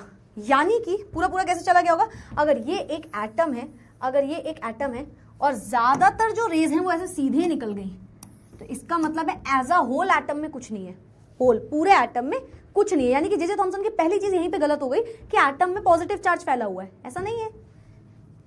जो अपना अल्फा पार्टिकल है वो सीधा स्ट्रेट चला गया, यानी कि atom as a whole is neutral. फिर उन्होंने दूसरा ऑब्जर्वेशन हुआ कि there are some deviation in the angle, है ना, ऐसे जा रहा है, ऐसे मुड़ जा रहा है, यानी कि कुछ स्मॉल डेविएशन देखने को मिली। ऑब्जर्वेशन नंबर 2 कि some of the alpha particles were deviated by a small angle, छोटे एंगल में डेविएट हो रहे हैं ना, जा रहे हैं डेविएट होते जा रहे हैं।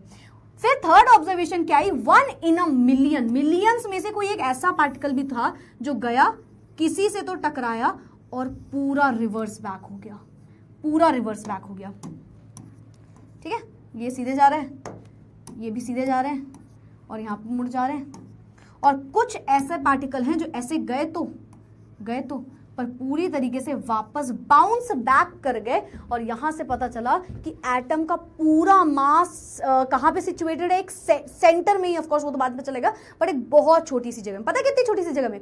तो इन्होंने बोला ऐसे कंपेयर कर लेना कि जैसे जस्ट हजारों गुना ज्यादा मास है ना, मतलब बहुत छोटा सा है। अगर हम इसका साइज की बात करें तो अगर एटम को हम अर्थ बोल रहे हैं तो एक इंसान जैसा है ना, वैसा है ये साइज, बहुत छोटा है ये एटम से। तभी तो इतने सारे पार्टिकल, मिलियंस पार्टिकल जब भेजे तो एक पार्टिकल लौटा, मतलब पूरा एटम में बहुत छोटी सी एक ऐसी भी जगह है जहां पे उसका पूरा मास बैठा हुआ है, जहां पे उसका पूरा पॉजिटिव चार्ज बैठा हुआ है, और उसकी वजह से जो अपना अल्फा पार्टिकल था वो रिवर्स बैक हो गया। तो ये पूरी की पूरी चीजें इन्होंने बताई, ठीक है। पोस्टुलेट्स, बस मैं ये कंप्लीट कर दूं बेटा, 5 मिनट और खत्म कर देंगे, ठीक है। बस 5 मिनट और, अब बस 5 मोर मिनट्स यार, देख लो, ठीक है। मतलब एग्जैक्टली 20, ये मेरे साथ ही होता है, ये सारी क्लासेस में हो रहा होता है ये सब फालतू की चीजें। हाँ, 21:50 पे आई लैंड द क्लास, ठीक है। 21:50 पे मतलब आई लैंड द टॉपिक, फिर उसके बाद बाय बोल दूंगी 2 मिनट में। चलो तो बस 5 मिनट और दो, 5-6 मिनट जो बचे। चलो, postulate number 1, almost entire mass of an atom and entire positive charge of an atom are concentration in a very small region जिसका नाम दे दिया न्यूक्लियस। ठीक है, और इसमें नेगेटिव चार्ज नहीं है, नेगेटिव होता तो अंदर बैठ जाता अपना जो पार्टिकल था, बट इसमें नेगेटिव चार्ज नहीं है, तो ये भी है। न्यूक्लियस का जो साइज है भैया बहुत ही छोटा, extremely small compare to the size of an atom. मतलब अगर एक अर्थ है एटम तो एक इंसान है न्यूक्लियस, इतना छोटा साइज। या बोल लो अर्थ है एटम तो चींटी है न्यूक्लियस, इतना छोटा साइज। The negatively charge particles known as electrons revolve around the nucleus. बहुत ही बड़ी बात बोल दी जो लोग समझ ही नहीं पाए। रदरफोर्ड ने बोला कि इलेक्ट्रॉन रिवॉल्व कर रहे हैं एटम में। अब आपके दिमाग में जरूर ये चीज आएगी मैम ये कैसे इन्होंने बता दिया।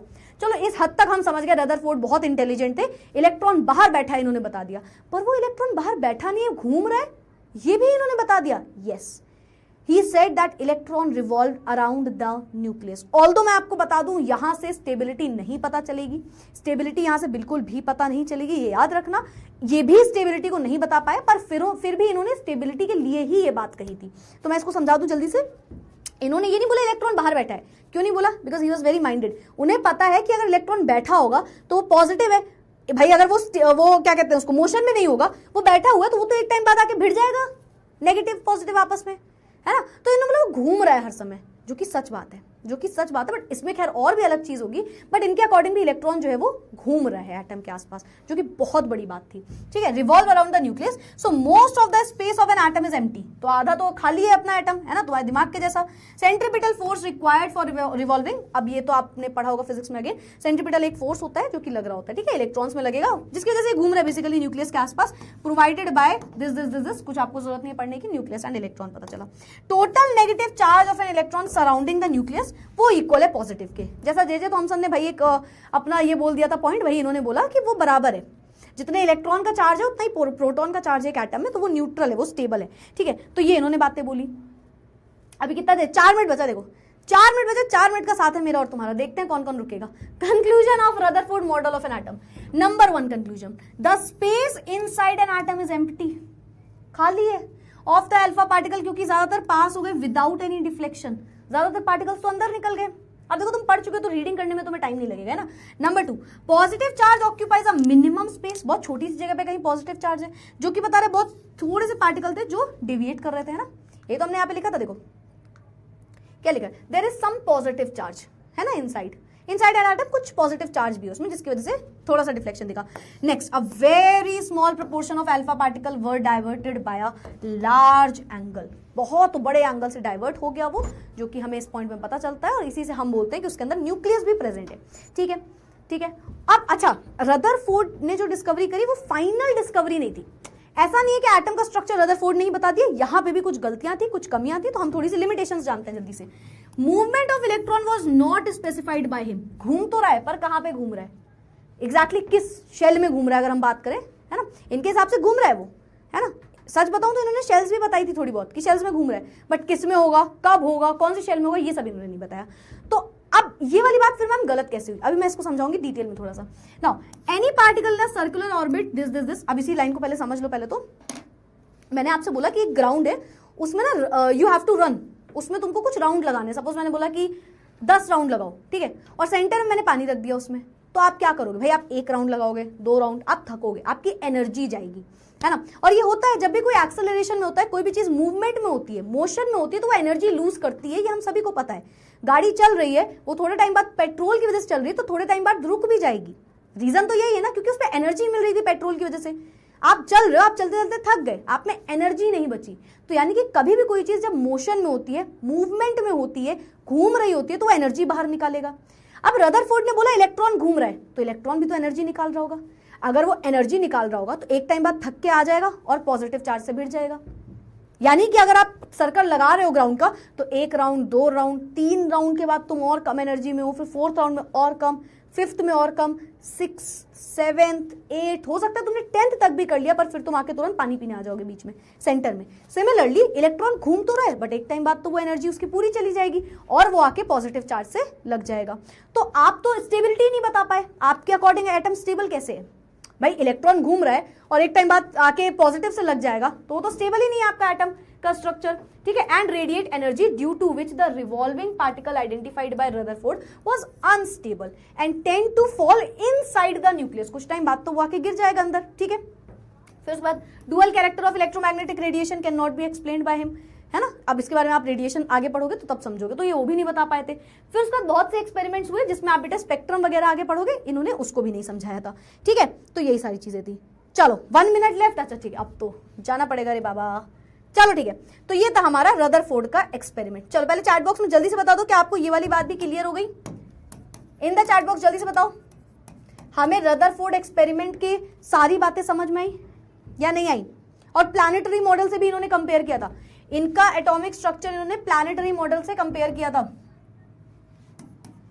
प्लैनेटरी मॉडल, प्लैनेटरी मॉडल क्यों मैम? जैसे प्लैनेट होता है ना बेटा, प्लैनेट्स कैसे होते हैं, सन के अराउंड सारे प्लैनेट्स घूम रहे होते हैं, बस उसी तरीके से कि एक हमारा एटम है जिसे आप सन बोल सकते हो, उसके अराउंड इलेक्ट्रॉन्स रिवॉल्व कर रहे हैं। और सच बताऊं तो इसका ये प्लैनेटरी मॉडल से इसलिए भी बोला गया क्योंकि जब हमने कैलकुलेशंस करी होंगी इन्होंने, तो जो कैलकुलेशंस यहाँ पे लग रही, जैसे यहाँ पे ग्रेविटेशनल फोर्स लग रहा था, बट एटम में ग्रेविटेशनल फोर्स नहीं लग रहा, वहां पे सेंट्रीपिटल फोर्स लग रहा है इनके हिसाब से, ठीक है। बस ये डिफरेंस था, बाकी कहानी इनके हिसाब से सेम थी कि इलेक्ट्रॉन है और वो घूम रहा है एक जगह पे, ठीक है। तो प्लैनेटरी मॉडल से कंपेयर किया और कई सारी कैलकुलेशंस एक जैसी दिखी, तो इस वजह से उन्होंने इसको कंपेयर भी किया था, ठीक है। चलो भाई, तो ये था रदरफोर्ड का गोल्ड फॉइल एक्सपेरिमेंट, ठीक है। क्या हम सभी को ये सब बहुत अच्छे से समझ में आ गया? परफेक्टली क्लियर हुआ आज का session? In the chat box जल्दी से बताइए, सबको परफेक्टली क्लियर हुआ? यस और नो? परफेक्टली एकदम? चलो ठीक है, ठीक है। मैं कल एक बार रिवाइज भी करवा दूंगी, डोंट वरी, थोड़ा सा अपन रिवीजन कर लेंगे आने से पहले। हाँ पक्का पक्का पक्का, रिवीजन तो होगा ही होगा, लेकिन लेकिन लेकिन रिवीजन तो होगा, बट अपना होमवर्क मत भूल जाना रिवीजन के लिए। Your homework is